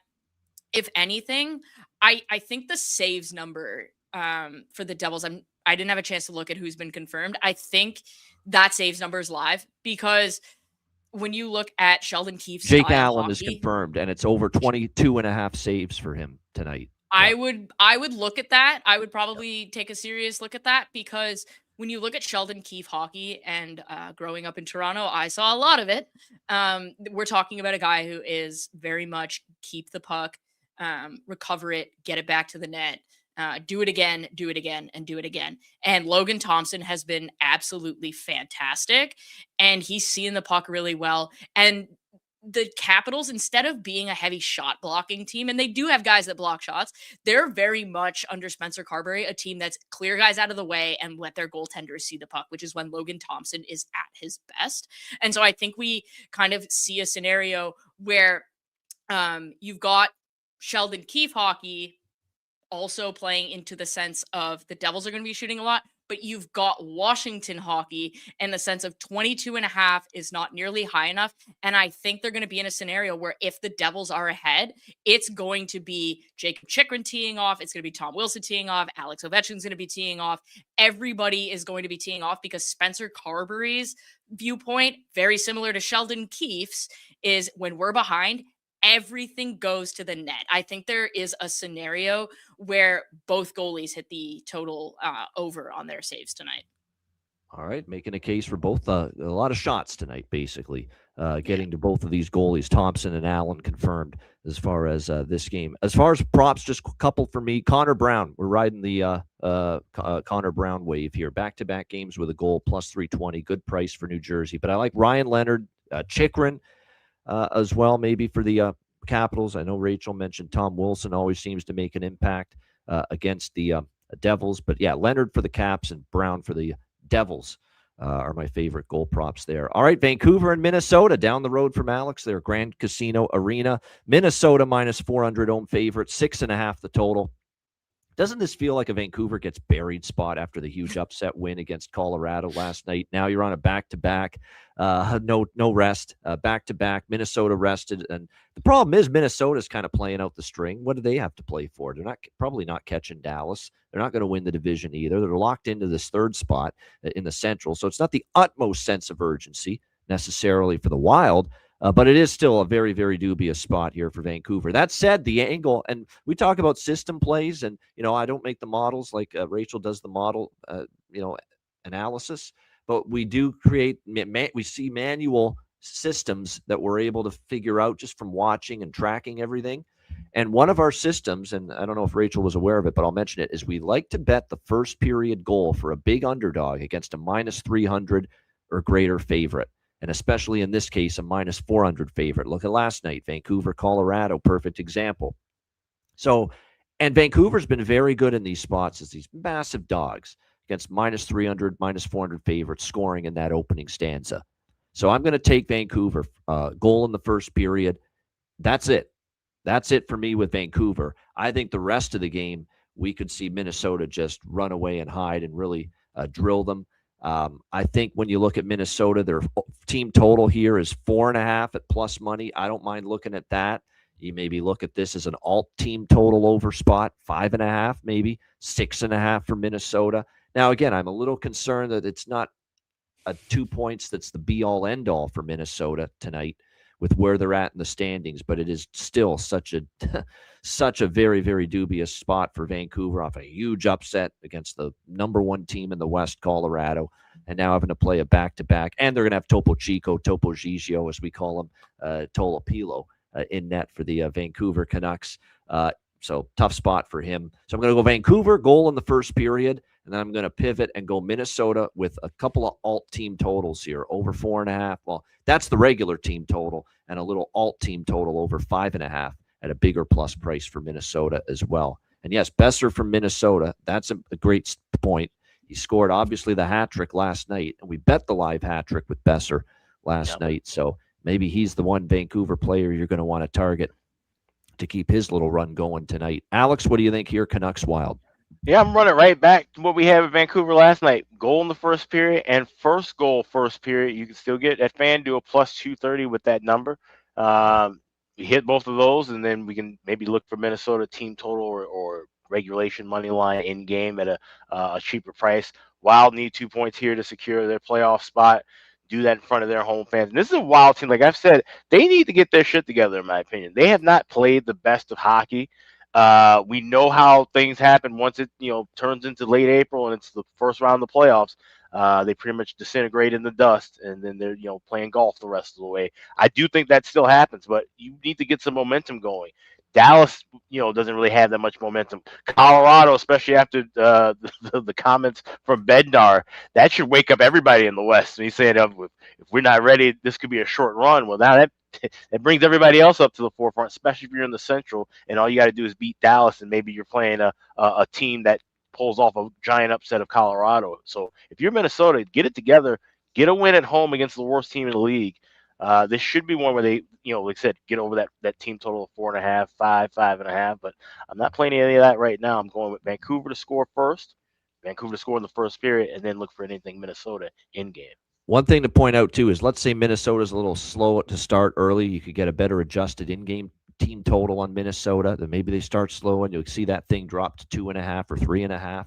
And maybe Vancouver peters out as the game goes on. Because one thing I want to point out, too, before Rachel's thoughts, this is a massive rest advantage for Minnesota. And it's not something you see at this time of year very often. This condensed schedule, we're shoehorning this damn schedule because of the Olympics earlier this year. Everyone playing tons of games in a short period of time. It has been rare to find a spot in the schedule where a team like Minnesota tonight has 4 days off before the game. They haven't played since Saturday when they lost in Boston. So they've been off Sunday, Monday, Tuesday, Wednesday. It's a huge rest advantage for Minnesota. Let's see if they take advantage of it. Rachel, what do you think here?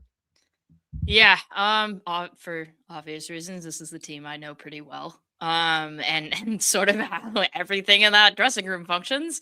So I look at this, Brock Besser, the guy, when he's hot, he's hot. Like I've never seen anything like it in terms of working closely with a player. When that guy can put the puck in the net and he's feeling good, the puck goes in the net. And so I like Brock to score tonight. I think that's a pretty good bet. The other guy I think we should probably make note of here for Vancouver is Marco Rossi. Bill Guerin was not exactly secretive in his dislike for Marco Rossi.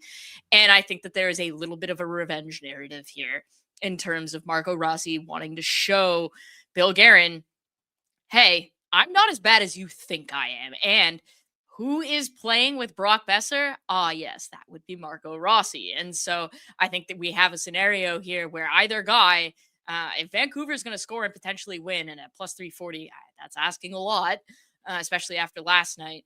But I think Marco Rossi's worth some coin here. A couple guys on Minnesota I'm going to point out. Matt Zuccarello and Ryan Hartman are both in the top 10 in the last 10 games played for scoring chances created. And obviously, Ryan Hartman's getting that elevated ice time, and he's doing a lot with it.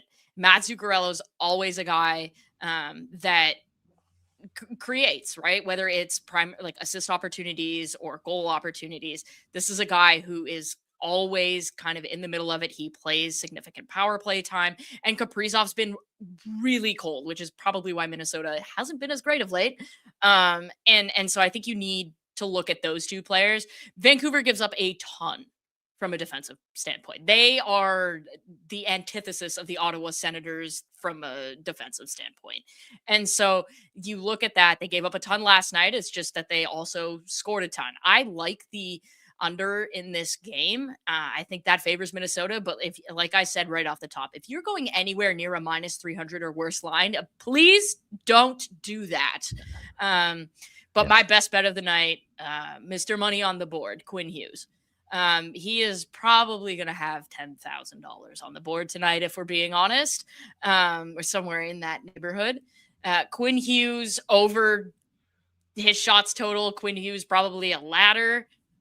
Quinn Hughes point. Quinn Hughes power play point. Quinn Hughes everything. Everything Quinn Hughes. Every prop you can think of. Quinn Hughes. Quinn yeah, Hughes. basically. Yeah. I don't think Quinn's going to score. But like, if I wake up tomorrow morning and because I'm probably going to bed before like the third period starts, if I wake up tomorrow morning and see that Quinn Hughes had 3 points last night, like I'm not going to be all that surprised. Like I'm really not. And so I think that you got to go the Quinn Hughes angle. And if you're going to play a money line, you have to sort of hold your nose and play Vancouver here. Or do what we're doing. Just trust them to score early, and then maybe they'll fritter away after that, which I think exactly. And here's what I would say, because I've seen this with my own eyes very, very often. If Vancouver is leading going into the third period, and it's like a game, like it's 3-1 or it's 3-2, like it's a 1 or 2 goal lead, you smash the Minnesota Wild. Like, you absolutely smash them. There is no team in the NHL of the last 3 years that is worse on the second half of a back-to-back going into the third period with the lead than the Vancouver Canucks. I believe the last time I checked, they'd only won twice. So if you see Minnesota trailing by 1 or 2 goals going into the third period, that is a smash spot on the money line. There you go. So really bad protecting leads on a back-to-back going into the third period. Live target alert for sure. Yeah. That is a great piece of stats and a piece of information to pass along there. And it makes sense now that I think about it. Yeah, but for me, I'm going to go to Ryan Hartman. He's a streaky bastard. We've said that for a long time. And now he's scored in back-to-back games all of a sudden after a drought. Besser makes sense. He scored back-to-back back in his home state. Anything Quinn Hughes. Yeah, all those props make sense. All right, Winnipeg, Dallas. Dallas minus 160, home favorites, 5.5 the total. I do see Matty Robb in the chat. I'm on Winnipeg here in this one. I'm on Winnipeg here. Dallas is just, I don't like what I'm seeing. No urgency right now from them. They lose to the Bruins the other night. Just get this string in the regular season done with. They're not catching Colorado. They're probably not getting caught from behind by Minnesota either. Now, you don't want to lose every game the rest of the way, and they are 1-5 or 1-6 now in their last 7 games, and the only win was at Pittsburgh. But, you look at Winnipeg, 4 of their last 5. They're thriving under this, quote unquote pressure of trying to make the playoffs. We'll see if that can continue. Now, they haven't had success against Dallas. That's the one thing I will say. This year, Dallas is 3-0 head-to-head against Winnipeg. But the last meeting did go to overtime. I think it'll be a close game. Give me the Jets. Give me the draw. I think it's a great draw spot, too, because we did see overtime in Dallas the last time they played February. Dallas won 4-3. So it's going to be dog and draw for me in this game. Hellebuck and Ottinger are confirmed in net. So the U.S. Olympic teammates going head-to-head here tonight. Alex, what do you think? Jets, Stars?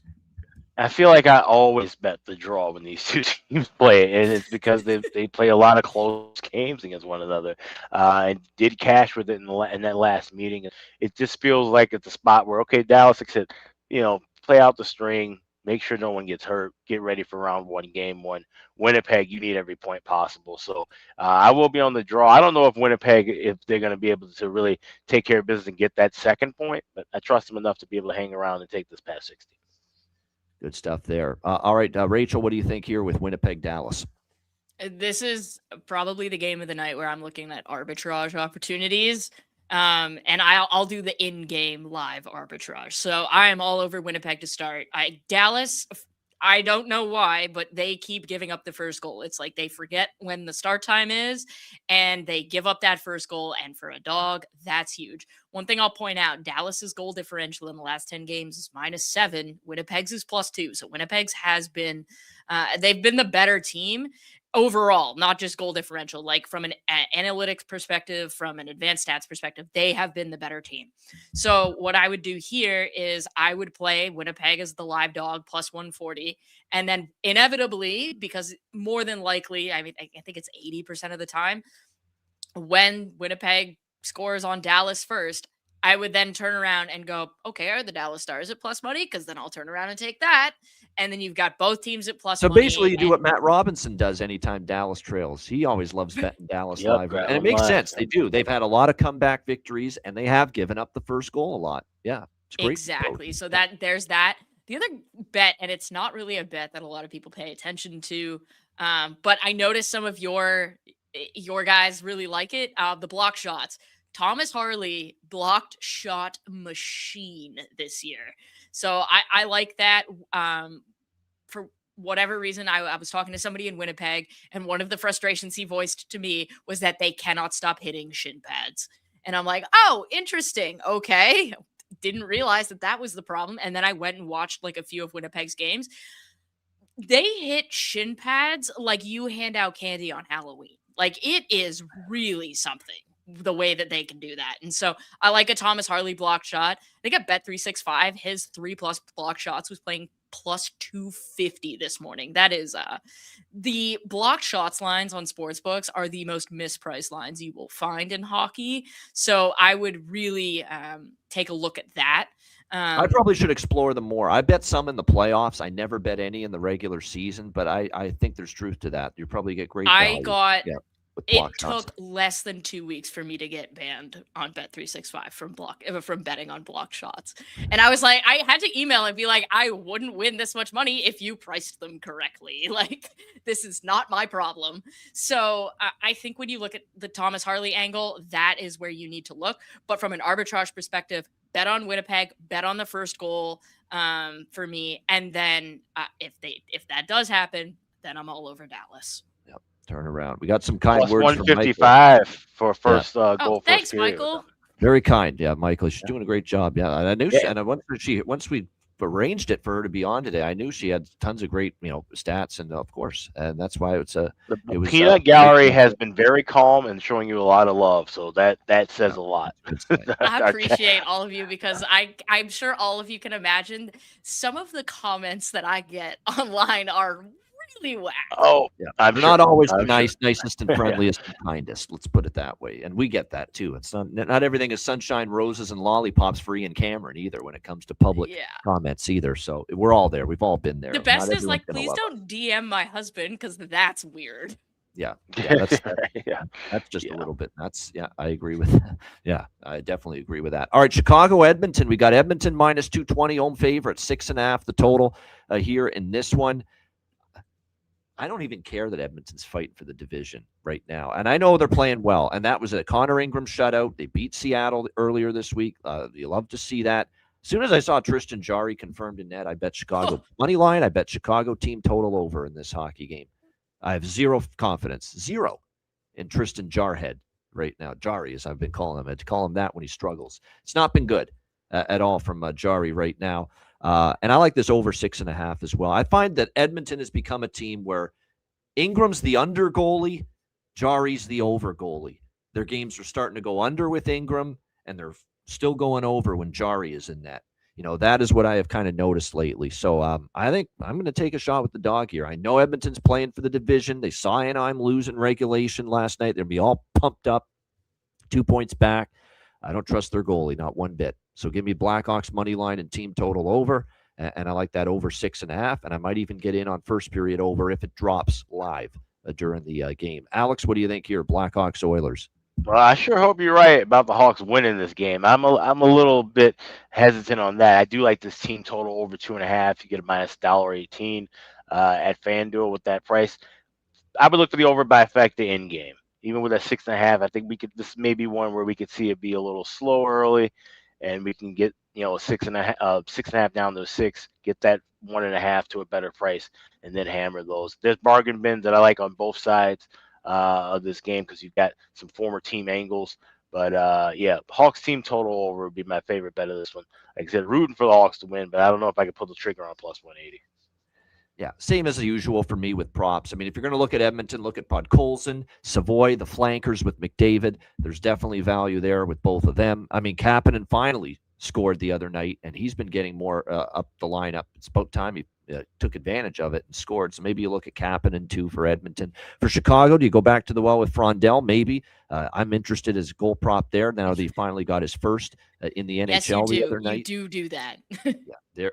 Rachel co-signs on that. And Nick Lardis. And I'm not saying that because I'm biased. I'm from Hamilton, and he's a Hamilton Bulldog, Nick Lardis back in the day. But I'm always interested in Nick Lardis finding the back of the net as well. Rachel, what do you think here? Blackhawks Oilers.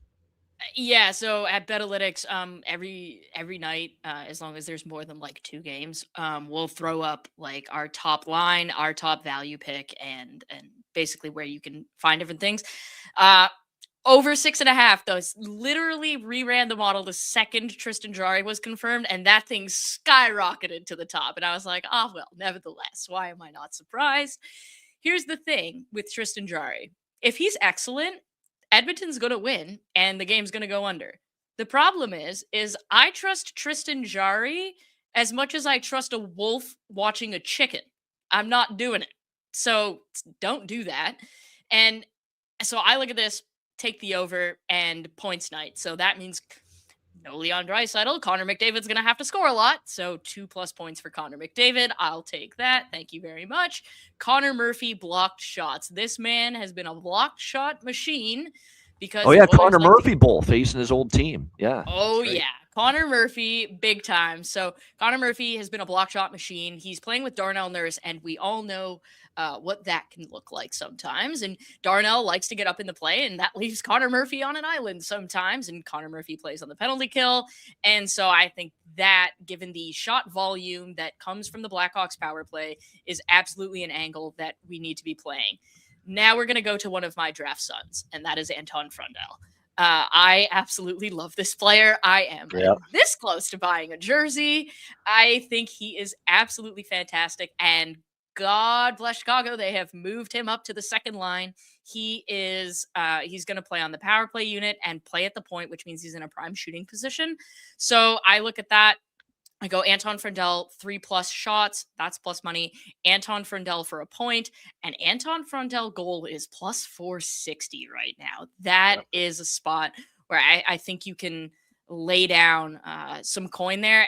Anyone who is on the top power play unit should not be laying for 400 anything to score a goal. So I think that that's a misprice. And the moment somebody at FanDuel starts paying attention, that's probably not going to be around for much longer. So I look at that. Those are spots, especially because I think the game is going over. The other guy I'll point out is Zach Hyman. He's been really good for Edmonton. Matthew Savoy is kind of a puck retrieval and passer guy, so he's not necessarily the goal guy there. Whereas Zach Hyman's your net front guy, and if McDavid's getting a couple of points, the odds of Zach Hyman getting a point probably pretty high too. Yeah, with Frundell, I mean, I've been betting him to score a goal every game since he's come up. He looks so comfortable, so relaxed already. We talked about that at the beginning of the show, how these young kids are coming up now and all of a sudden looking, like they belong right away. And he's the guy that, ironic note, you mentioned about almost buying his jersey. If you notice, he changed his number from 15 to 16 before that last game, that first home game. And that was mainly because he was playing alongside with Marcus Kruger, who was the longtime Blackhawk, great defensive player, part of the Showtime dynasty, also wore number 16. He made that change, and he finally got on board with his first goal. So might need to get a number 16 Frundell jersey if he can score again tonight, and I'm be on that play as well. Yeah, I went to his debut against the Islanders, which is where I got that jersey. And I didn't have an Isles jersey for my background. I like to rotate these things. And I thought Frundell was so impressive in his first game. I thought he played a really mature game. I think it helps playing in that Swedish league, that pro league over there as an 18-year-old. Yeah. That definitely helps you.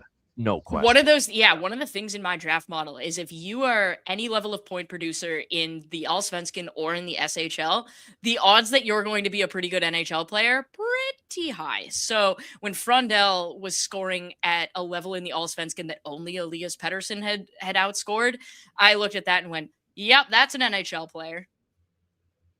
Yeah, no question. Like I said, I think it's been absolutely terrific with the way he's looked so comfortable already. Totally agree with that. All right, Utah, Seattle. That's a longer show, but it's been a great show. I don't mind that it's going a little bit longer. We've got Utah minus 135 road favorites, 6 the total. Let's give Rachel credit. She took on coming on and making her show debut on a freaking 14-game NHL card.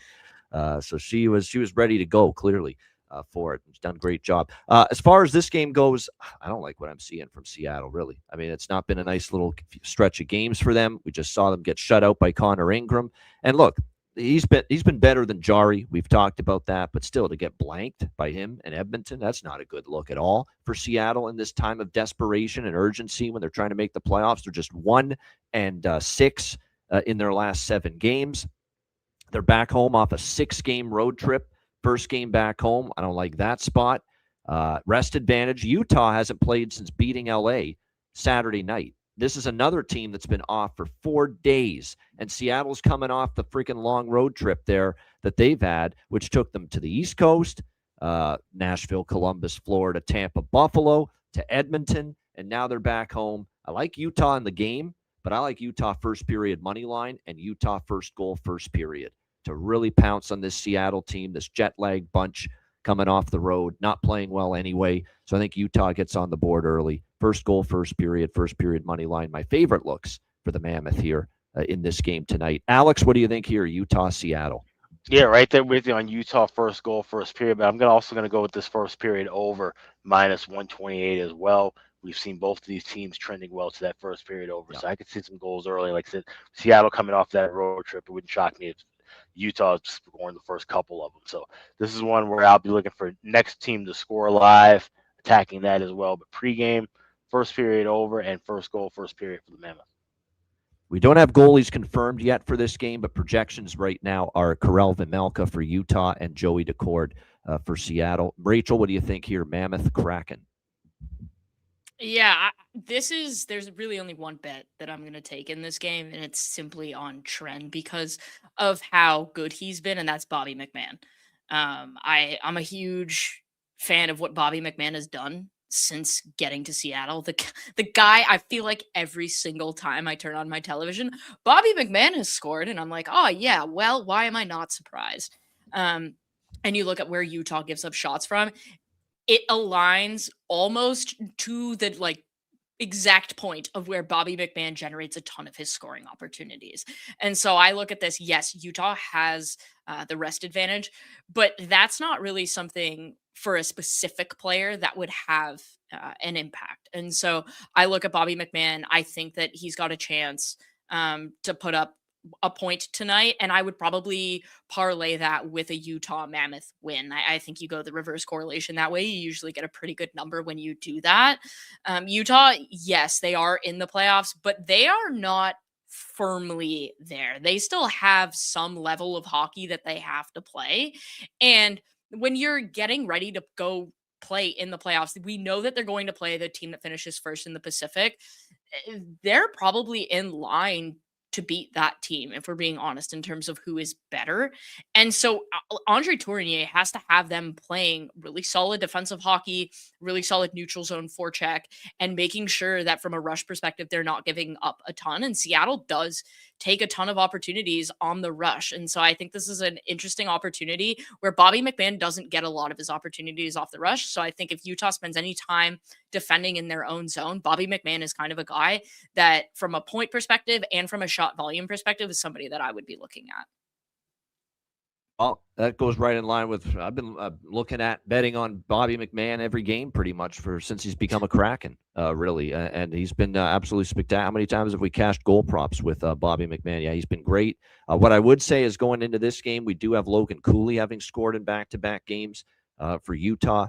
He might be worth a look. Yeah, for Bobby McMann, it's 3 of the last 5, it's 6 of the last 10 where he has hit pay dirt and found the back of the net for Seattle. So those are definitely clear choices, as far as goal props tonight here in this game. I've also mentioned Lawson Krause whenever he's been on, and he still is on the top line with Nick Schmaltz and with Clayton Keller. So I still think Krause might be worth a look here as well. All right, we got 3 games left. Calgary, Vegas. Vegas minus 250, home favorites, 6 the total.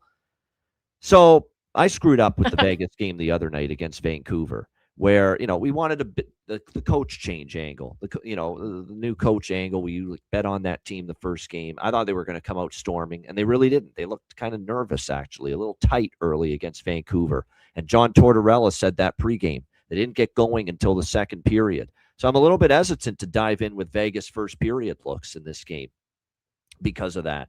And then at the same time, do you want to take Vegas team total? You can't lay minus 250. You want to take puck? Maybe you have to take puck line here because you're still not sure they get 4 goals. They didn't get 4 the other night, or they did get 4, but it landed right on 4, and their team total was 4. Their team total tonight is 3.5, minus 140. So maybe they can hit 4. I would lean in that direction, but maybe you want puck line instead. Calgary did get drilled by Colorado. They maybe want to bounce back, show some pride. I get it, but Vegas is trying to string wins together. They're still playing with that new lease on life after the firing of Bruce Cassidy. And as Jonathan Davis has alluded to in the chat, there was some real problems, players and coach, with Cassidy there. And it's almost like a breath of fresh air now having Torts there and expected to bring positive results early on here for Vegas. So I want to be on Vegas. It's just, how do I go about it? Do I take first period? Do I take team total over? Do I take minus 1.5 full game puck line? Maybe a first period minus 0.5 at a plus price, first period puck line. Something along those lines is what I'm looking at. I'm just figuring out how do I go about it. But I want to be on Vegas in some form tonight. And yes, Rasmus Andersson, Jonathan's point. To Jonathan's point, this guy, for some reason, he kind of struggled. Maybe it just took him a while to get comfortable in Vegas. And if the coach is as big a pain in the neck as it sounds like he was, Bruce Cassidy, no wonder he had trouble getting comfortable. But he is getting comfortable now. Back-to-back games with a goal. 3 in the last 5 he has scored a goal for Vegas. So I'm with Jonathan 100%. Rasmus Andersson, not just point prop assist prop, for the goal prop at plus 700. And he scored in back-to-back games from the blue line for this Vegas Golden Knights team. And it's the former player angle against his old team, the Calgary Flames as well. Alex, what do you think here, Calgary, Vegas? Well, you got a lot of thinking to do. I don't. This is a pass for me. I'm not touching any more games involving Calgary the rest of the way. I'm rooting for Vegas's downfall as somebody who has plus 650 for them to miss the playoffs. And with this crazy price, I'm hoping for shenanigans. I'm hoping Calgary can win this game, kind of like how we saw Vancouver beating Colorado last night. So it's a pass for me. If anything pops up, I'll play it live. All right, Rachel, how about you? Flames, Golden Knights. Yeah, I'm all over Rasmus Andersson tonight. I mean, I think it's pretty hard to ignore that angle. It was not the cutest divorce between him and Calgary, and I think that there's some motivation there. Then you add in that he's hot. Then you add in that Calgary is giving up shots to defensemen lately, like they're free candy on Halloween. I think that there's a number of angles here. The one thing I want to point out about Vegas, when you change your coach this late in the season and you are going to the playoffs, the odds that you are making system changes are next to 0. Bruce Cassidy, I will, like Jonathan pointed out, not well liked by the team. One of the best system coaches in the last 20 years in the National Hockey League. John Tortorella, really well liked by his players. If John Tortorella comes in and goes, you're playing Bruce's system, but I am now your coach, we are looking at a team that could be a problem in the playoffs, because that's exactly the type of situation they need. They have a really good system. They need better than 880 goaltending, because nobody is winning with that. And they need some level of performance boost. And that's exactly what John Tortorella can provide. So I think we're in a scenario here with Vegas where you do not have enough time to execute a system overhaul. You have to go with it. And you're fortunate enough that the system that's in place is a very good one. And so I look at that and I go, we're going to leave that where it is. But here's something. I think it's not nothing that Calgary laid an absolute egg against one former player earlier this week, and they're playing another former player tonight. I think that they're going to get ready to go. And if I'm reading the chat correctly, that Carter Hart is returning tonight. That I didn't know, because when we took the air, I hadn't heard who the goalie is yet. It's so Carter Hart. If Carter Hart is returning tonight, yeah. He did play very well under Torts in Philadelphia. I think that is worth pointing out. Career with Torts. We also probably want to point out this is Carter Hart's first start in Canada since all of that stuff happened, and the crowd is probably not going to be Vegas. particularly. This is Vegas. This is Vegas. This is Vegas. Oh, it is. Okay, yeah. sorry. Yeah, it's his first start against a Canadian team, though, for sure. Yeah. Right. And I mean, the crowd in Vegas for Carter Hart hasn't been particularly friendly either. No. But I look at this. I think Calgary is live. Anytime you've got a goalie that's coming off of like an extended period, off. Yep. Especially you're under pressure here, and Calgary laid an egg against one former player. I think we have to take the Rasmus Andersson angle, but I also think that we need to kind of respect Calgary here in the sense that they probably don't want to lay back-to-back eggs against their former players. Here's where I'm at with that. Everything you said is right about the long layoff for a goalie, because I bet against teams and goalies in that situation this year. Stolarz off his injury, he was terrible. Oh God, yeah. Blackwood got lit up by Nashville his first game back after an extended time away due to injury and an absence. Carter Hart here could be the same thing, but you also have to compare what he's replacing. He's replacing this is true below league average goaltending right now from both Aiden Hill and Akira Schmid, because both of those guys haven't been getting the job done. So how much worse could it be, than what you've been getting from Aiden Hill and Akira Schmid right now? That's the question. Ask Tristan Jarry that question. Yeah. So that's right. That's the dilemma. That's the pickle when it comes to this game. Just this Carter Hart element just threw another wrench into it that makes it even more complicated. It's almost a no bet at this point. Yeah. Like it feels like it has to be Calgary or nothing, because you shouldn't be laying minus 250 with a goalie that hasn't played in months. Right. And at this point, if you are rotating between three goalies, that means you don't have one, and that's a problem if you're a team like Vegas that's supposed to be getting into the playoffs. Yeah. Yeah, he did. He had bad peripheral numbers. The goals saved above average or goals saved above expected is a good stat to track for goaltenders. But just his base stats, 3.28 goals against average, 871 save percentage for Carter Hart this year in his That's 12 below appearances. 880. Yeah, I know. And it's just That right is in line with below Schmidt and with 880. Hill. Yeah, right in line with those other two, Schmidt and with Hill. So, like I said, this is just a very I'm certainly not interested in betting against Vegas post coaching change right now, but there's still some variables right now that are very, very that thrown a wrench into things a little bit. There's definitely a live betting game. The more I think about it, Calgary and Vegas tonight, but except for Rasmus Anderson, we do have to look at props Rasmus there. Anderson and Vegas blocking shots feels like Right. the only angles I would remotely be playing right now. And like I said, it's got to be Calgary or nothing. If you're placing a pregame bet, I would not do that. It looks like Dorofeyev and Howden could be flanking Jack Eichel on the top line for Vegas tonight. So Howden and Dorofeyev, just value, could be there with those two players if they're going to be up on the top line. So that is definitely something worth noting. And like I said, as we mentioned, it goes without saying, Rasmus Anderson, we're interested. Do we maybe look at the other side of the fence too? Former Golden Knight now with Calgary, Victor Olofsson, who's actually been picking it up a little bit lately. Victor Olofsson for Calgary, maybe against his old team, could be worth a look here for props. All right, Toronto, San Jose. San Jose minus 130, home favorite, 6.5 the total in this game. I think this is San Jose or pass. I think for the Leafs, they wanted that pound of flesh from Radko Gudas against Anaheim. They got it. They were up for that game. They wanted to win it. That's the player on the team that took our captain out, Austin Matthews, and we played like it. We played that game with some spirit, some passion, some will to win. I think this could be the game where they fall completely flat again, Toronto, like they did in St. Louis. One up, one down theory. They had their up game against Anaheim. Now they have their down game tonight against San Jose. The only concern is San Jose is on a back-to-back, and that was one hell of a comeback against Anaheim last night. Are they a little flat? But it's Sharks or pass, and I still bet the Sharks here, minus 130, and team total over. Split it between the two. I think the Leafs could give up minimum 4 tonight. I don't trust the Leafs. This is what the Leafs have been doing lately. Up one. They cared against Anaheim. What would make you not trust the Leafs? Yeah, would it be an entire season worth of trash? Yeah, exactly. What would give me the reason not to trust them? So that's kind of what I'm looking at here. San Jose money line, team total over, split. Lean to the full game over too. Alex, what do you think? Leaf Sharks. Yeah, I actually laid $1.26 with the Sharks here in this one, and I'm bucking a trend of 3 straight games going past regulation because, like I said, this is a Leafs team that I feel like they had their kind of big grand win against Anaheim. This could be a down spot for them. Sharks needing every point they can take care of. So I think they take care of business, get the 2 points tonight. Not going regulation, though.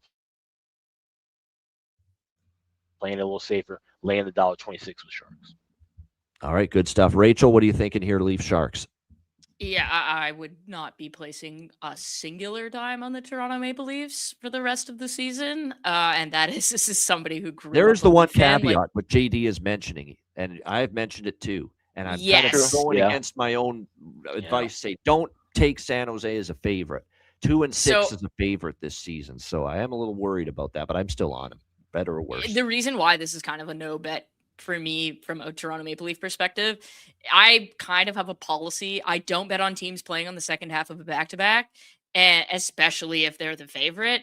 And I certainly don't bet on them if it's an emotional game. And San Jose's finish against Anaheim, very emotional. Right. But then you go to the other side of it, Toronto, very extremely emotional game against the same team in Anaheim. And so I look at that. I'm not going to touch the money line here.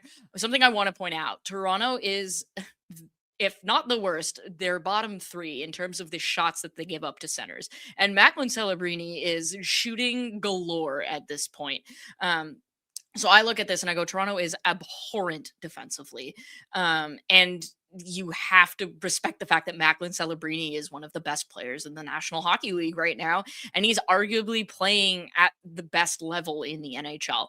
I love Macklin Celebrini's shot ladder. I love Macklin Celebrini for a couple of points. I like a Will Smith assist. I like Joseph Woll over saves because I think the Leafs, from an emotional letdown perspective, are going to be a team that kind of shits the bed a little bit, and Joseph Woll is going to have to be really good, and it won't be the first time that a Leafs goaltender is going to have to be really good in the face of the team in front of them being an absolute garbage dump. The other guy I would look at, simply because of the depth, the lack thereof in Toronto, and his skill level, is Michael Misa. There is significant value on Michael Misa for a point tonight, and he's playing on the third line, but he's going to get some power play time. And when you look at that, I think that's something that certainly has some value here. So all in all, I'll look at a Macklin Celebrini shots ladder, a Will Smith assist, Macklin Celebrini 2+ points, and a Michael Misa point. I think those are kind of where I'd be leaning here. Just simply on the fact that both teams are coming off of an emotional game. I think this could be loosey-goosey. Like, I really do think this game has the potential to just be a tire fire all the way around. Oh, there we go. It is Woll. Is it Woll for the? No, it's Stolars. It's Stolars again for. Oh, Toronto it was tonight. Woll this morning. That's even more concerning. Yep. It is Stolars. Yeah, maybe I wow. will take the Sharks because I spoke to somebody in the Leafs organization this morning who was under the impression that it was Woll tonight, which means Anthony Stolars probably went to bed last night thinking he had the night off tonight. Yeah, so it is Stolars and Nedeljkovic. I kneit would be Nedeljkovic because it's back-to-back for San Jose. I don't think anybody expected Rob. Stolars, though. Yeah. Including Anthony Stolars. It could be true. He maybe didn't expect it. But yeah, ask about me. Yaroslav Askarov last night was in net for San Jose. So it is Nedeljkovic here tonight. Chernyshov might get in tonight. We'll see. He didn't play last night. Game time decision with an illness. We'll see. But because maybe a winning lineup, you don't disrupt a winning lineup. And maybe Warsofsky will just play it safe and not put Chernyshov in tonight. So keep an eye on that. And if he doesn't play, we could be talking about Colin Graf, I believe. Yeah, on the top line with Celebrini and Smith. Could be worth a look. So Graf could be worth a look. I'm going back to Wenberg again. We're starting to ride the Alex Wenberg Express. He has been much better lately offensively. He scored the game winner last night. Back-to-back games with a goal. 3 of the last 5 he scored. You're still getting a great price, plus 370, plus 375 in that range. So yeah, we have one more narrative that we need to point out. Yes. John Klingberg was something for the Toronto Maple Leafs. Nobody is really sure what. Right. He has been really good for the Sharks. Is he playing though? And so, the question. It kind of feels like, and I haven't I'm at the moment he's not in tonight, but you never know. He's not in tonight. Yeah. If he is in, you can count me in as somebody who will be betting on John Klingberg to score, because if you know the Toronto Maple Leafs, you know that narrative is the most Toronto Maple Leafs thing that would ever happen, is a guy who is too injured to play for them scoring against them the very next year. Yeah, I've always said that. Michael Bunting's made a recent career since he left Toronto of scoring against them when he plays them. So, yeah, that happens a lot. Teams that leave Toronto and then they play them again down the road, they score against them. So, if Klingberg's in, take that. There you go. John Klingberg says Rachel. If he's in, take him to score as far as that's concerned. Yeah, Celebrini, of course. I mean, it goes without saying. But Graf and Wenberg are my favorite props for San Jose tonight. All right, we've reached our last game, 2-hour show, because it's been so good, and it's been fun to hear Rachel's thoughts here. Nashville and L.A. on this, 14-game card, or is it 14 games on this Thursday slate? Only 4 teams not in action. This is a huge game. This is a playoff game on April 2nd, essentially, before the playoffs. Nashville hanging on, and I mean hanging on right now, and LA, I should say, now in a playoff spot entering this game, but Nashville's right there as well. Now these teams go head-to-head. LA with the second wild card spot at 78, Nashville 1 point behind, 77. It is LA minus 120 home favorites, 5.5 the total. I don't trust Nashville right now. I don't like what I'm seeing from the Predators. There's no chance I'm putting a dime on the Kings after a win on a back-to-back here tonight after beating St. Louis. And now as a home, now they did win as a home favorite last night, but Jonathan, you can post the record as a home favorite in the chat for the LA Kings this year. It's still terrible. It's still bad. I don't necessarily trust them to do it 2 games in a row, but I don't know. I don't love Nashville's form enough right now. to really want to back them. They've lost 3 in a row against Jersey, Montreal, Tampa Bay. A little bit of a rest advantage, which should help Nashville. They haven't played since Sunday when they lost in Tampa 3-2. So it's probably a good situational advantage for Nashville. I'd lean Nashville. If I had to bet a side in this game, it would be Nashville. But I don't love it. I do love the draw, though. Give me the draw here, Nashville and LA. I think it's a good draw spot. And at 5.5, give me the over. Over 5.5 here. And the reason for that is that LA got drawn into St. Louis's stingy, tighter checking, lower scoring style of game last night. Darcy Kemper's been a little up and down. I haven't loved Kemper's form lately for the Kings. He's in net tonight on the back-to-back. And believe it or not, I can't believe I'm saying this, Oninen has closed the gap on Saros for Nashville. Oninen's been a little bit better lately, and Saros has been a little up and down. I haven't loved his current form in net. UC Saros for Nashville. He's given up 3 goals or more, I think, in 4 of his last 5 starts. So if we think he can give up 3, and we think Kemper in his form can give up 3, well, there's your 6 goals, 3 for each team, and we can get over 5.5 here. So over 5.5 in the draw for me in this one. Great game, a huge game, obviously. I'll be watching it in the late night hours. Alex, what do you think here? Nashville, LA. Had 3 straight meetings go past regulation, so I grabbed the draw. Actually grabbed plus 310 last night. It's now down, I see, at 305 over at Bet Online. Definitely feels like it's a game where, both teams like they're hanging on for dear life, and that's kind of how this game could be played too. I will be on that over 5.5, but I'm going to wait and grab it in game. We've been able to do that with the Kings, getting closer to plus money with those over 5.5.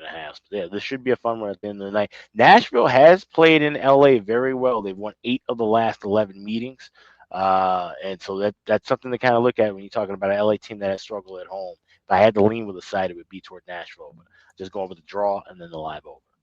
Yeah, I'm leaning hard on Nashville. I don't know if I'll bet it, but I'm definitely definitely a lean Nashville if I'm betting a side here in this game. But right now I'm only on the over 5.5 and the draw here in this one. And yes, earlier this year they played in Nashville, these teams, and it went to overtime, 5-4 Nashville in a shootout rather. Nashville beat LA in Nashville back in October. That's the last time they met. So definitely, like I said, draw on the over. Hopefully we get a repeat tonight. Rachel, final game. What do you think here? Predators, Kings. Yeah, so like I said earlier, I think it was like really early in the show. We do expected scores for both teams.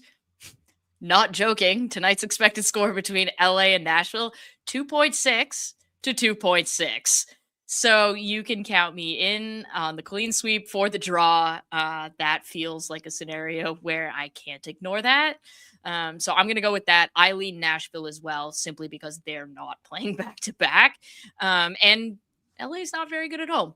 So I think when you combine all of those factors and the fact that the projection is exact, I don't go to 2 decimal points. That's silliness. Like, I don't display them. I'm sure I have them in the model and can look. My guess is that Nashville would be favored there. Nashville has higher shot volume of late. They're playing at a higher pace, and the LA Kings are blocking a ton of shots. So I think a sneaky sort of value is to take Los Angeles Kings players blocked shots. I haven't had a chance. They weren't listed when the show started, so I haven't had a chance to go through that. But LA is desperate. They're in playoff desperation mode, just like Nashville. And one of the things that gets preached by DJ Smith is block shots. I have heard it with my very own ears. So I think when you look at that, you look at the draw because both teams need a point. That's most certainly on the table. But I would actually say I think that the best way to attack player props in this game might be the block shots. There you go. The block shots for the Kings, and they've been doing it quite a bit. And in a game of this magnitude, you may expect that to continue. Don't get me even closer to betting Nashville, Jonathan, with that stat, but I'll throw it up there anyway. Kings 4-9 on the second night of back-to-back games this season. So, yeah, it's Nashville for me if I'm betting this side. There's no question I wouldn't be on LA here in this situation tonight. One prop I want to mention, obviously for LA, we've talked about with the Kings that, Trevor Moore, he scored the game winner. He's on the second line. Byfield, LaFerriere, anyone on that line, I don't mind as far as a goal prop. I'll throw one with some value for Nashville. Zachary Leroux is playing with O'Reilly and Stamkos, it looks like, here tonight. Zachary Leroux on the top line, and he did score for this Predators team. I believe it was a couple games ago versus Montreal when they played the Habs. Yeah, when they lost 4-1 to Montreal, Zachary Leroux got their only goal that night, and he's on the top line. So I like the value there with Zach Leroux for the Nashville Predators on that top line tonight against L.A. Great stuff. What a show, man. 15. I mean, that's what's amazing. Rachel agreed to come on today. I mean, on a 14-game card. We didn't make it easy on Rachel in her debut coming on to Hopefully talk. I passed the games. test. Yeah, Yes, excellent job. absolutely. Excellent. Absolutely. Yep. Fantastic. Yeah, don't worry. We will get Rachel back on. That is not even you don't even have to, that's not even an if we get her back on. It'll be when we get Rachel back on again. But great stuff. Shout out to everyone in the chat. Hit the like button. Good stuff. How much time do you got? Can you hang through just like a minute ad break and we get to bargain bin best bet and wrap up the show? Yep, I can do that. All right, excellent. We just All want to right. make sure. All right, wizardsportspicks.com. Make sure you check out the website. Again, number one in NHL college basketball, daily premium picks. Check it out, wizardsportspicks.com. Patreon.com/Ice Guys, $10 per month. Again, goalie charts, totals charts. You get the daily betting card. Sides, totals, player props posted each and every day on the Patreon page. Access to our Patreon exclusive live betcast like the one we had last night that was so much fun. So don't miss out on the next betcast. And the way you avoid missing out is coming on board, becoming a member. Again, your membership goes a long way to supporting the show and keeping it going long term. $10 per month. Get on board. Patreon.com/Ice Guys. And also check out the Ice Guys store, iceguys.myspreadshop.com. You have until midnight tonight Eastern to save 30% on all your items. Just hit the redeem button at the homepage, add your items to your cart, and 30% will be taken off at checkout. Springtime, so it's a great time to get a t-shirt, a hoodie, a cap, maybe all three of the above. Save 30% off until midnight tonight Eastern. That's over at iceguys.myspreadshop.com. All right, bargain bin special of the night and best bets coming up right after we hear from our great Ice Guys sponsors.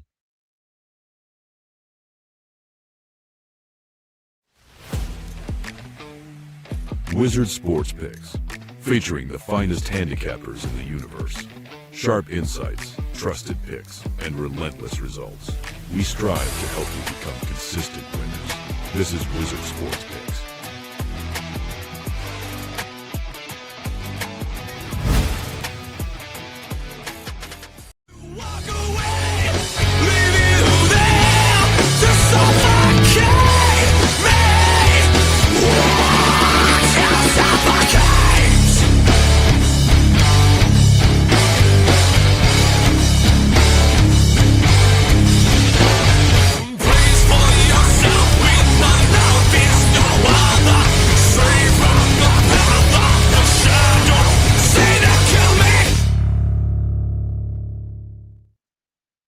All right, it is time for bargain bin special of the night. I have a hell of a hard time trying to follow up last night where we cashed two bargain bins, 2-0 sweep with Parker Kelly and Alex Wenberg, both finding the back of the net last night. But we'll see how we can add to it. Alex, we'll start with you. Bargain bin special of the night. I got a pair of them. They're both involving that Chicago-Edmonton game. We will start with the visitors first, the Blackhawks. I'm looking at Ryan Green to get on the board. You can get him now over at FanDuel. Anytime goal scorer plus 525. He's a guy who's always had some quality chances. I think he's going to be involved getting up front, always just kind of just pestering around the net, and I think he can get one past Tristan Jarry tonight. So Ryan Green plus 525. That's my first bargain bin special. For the home team, the second one will be the Trooper. Jason Dickinson, his first game against the Blackhawks, mentioned about how, he loved his time there, but now he's, loyal to the oil. So at plus 400, give me Jason Dickinson anytime goal scorer. That would be my second bargain bin special for tonight. Good stuff. There we go. I like both of those. All right, Rachel, what do you got for us? Your first ever bargain bin special of the night on the Ice Guys show. Yeah, I feel like you and I were talking just before the show, and literally every guy I pointed out, it was like 10 points away from being bargain bin. I was like, you got to be kidding me. Yep. So I'm going to go with Anton Frundell. I think that bump to the second line, plus being on the top power play unit, that you should not be plus 400 anything if you are on a top power play unit. So I really like that. I'm going to stick with my boy Porter Martone. He's generating scoring opportunities at Detroit defensively. Hasn't been cute. And I didn't check his line, but you can count me among the people that think Zach Benson is going to score tonight. There you go. All right, I like it. We'll give you Anton Frindell. And how about the Porter Martone goal prop? We'll mark you down for that one too. Yeah, plus 360 with that price. That's very good. Yeah, Porter Martone and Anton Frindell. There we go. Couple of goal props, bargain bin for Rachel in her debut, and for me. As far as a bargain bin special, I almost forgot about me. Jeez, how can we forget the 2-0 guy from last night? I almost didn't give my bargain bin specials. I got two. I'm going to Anthony Mantha. He is just terrific right now for Pittsburgh. That's my first against Tampa Bay. He's been feeling it right now, and it's plus 330, the best price out there for Anthony Mantha for Pittsburgh. And the second bargain bin special, a very rare, but I love the situation.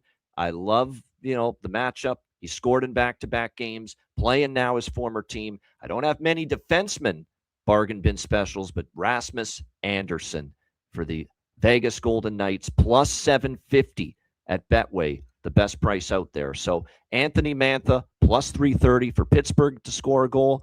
Rasmus Andersson, Vegas, plus 750 to score a goal. My two bargain bin specials here for this Thursday night. All right, best bets. Alex, what do you got for best bet? It's been a very, very long time since April 14th, 2011. That was the last time that you could officially say the Buffalo Sabres had a playoff berth in the Stanley Cup playoffs. That changes tonight. Give me the Buffalo Sabres to win, plus 100. All right, the drought ends tonight for the Buffalo Sabres. Buffalo money line, best bet for Alex. Rachel, best bet. I'm going to go with two here. I'm going to go Quinn Hughes over 2.5 shots. I think he probably gets double that. So I'll go with Quinn Hughes over 2.5 shots. And then Pavel Zacha for a point. I think that run of play really favors the Boston Bruins. And given what Florida's given up, it really feels like Zacha at minus 125, even minus 130, high end value there. So those are my two best bets. All right, great stuff. I like both of those. All right, my best bet. I feel like I'm onto something now with this first period goal bet. We cashed a best bet Vancouver first period goal last night. Give me those Blue Jackets tonight. I'm going back to the same type of bet tonight. Columbus Blue Jackets goal in the first period, minus 138 is the best price with this at FanDuel. I'm going to sprinkle on the first goal, first period. I think Alex maybe mentioned it too. Might be interested in that, but I'm to play it safe. I'm going to go with Columbus just to score in the first period in a backs against the wall spot against Freddie Anderson and the Carolina Hurricanes. So Columbus goal in the first period, minus 138 for my best bet here for this Thursday slate.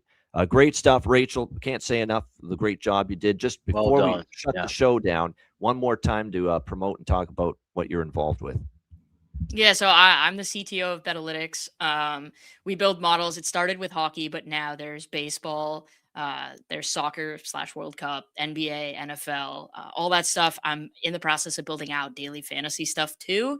But you can go and you can check that out. You can get 5 days for free because, like I said, I'm not a believer in asking people to pay for anything without having the ability to try it out first.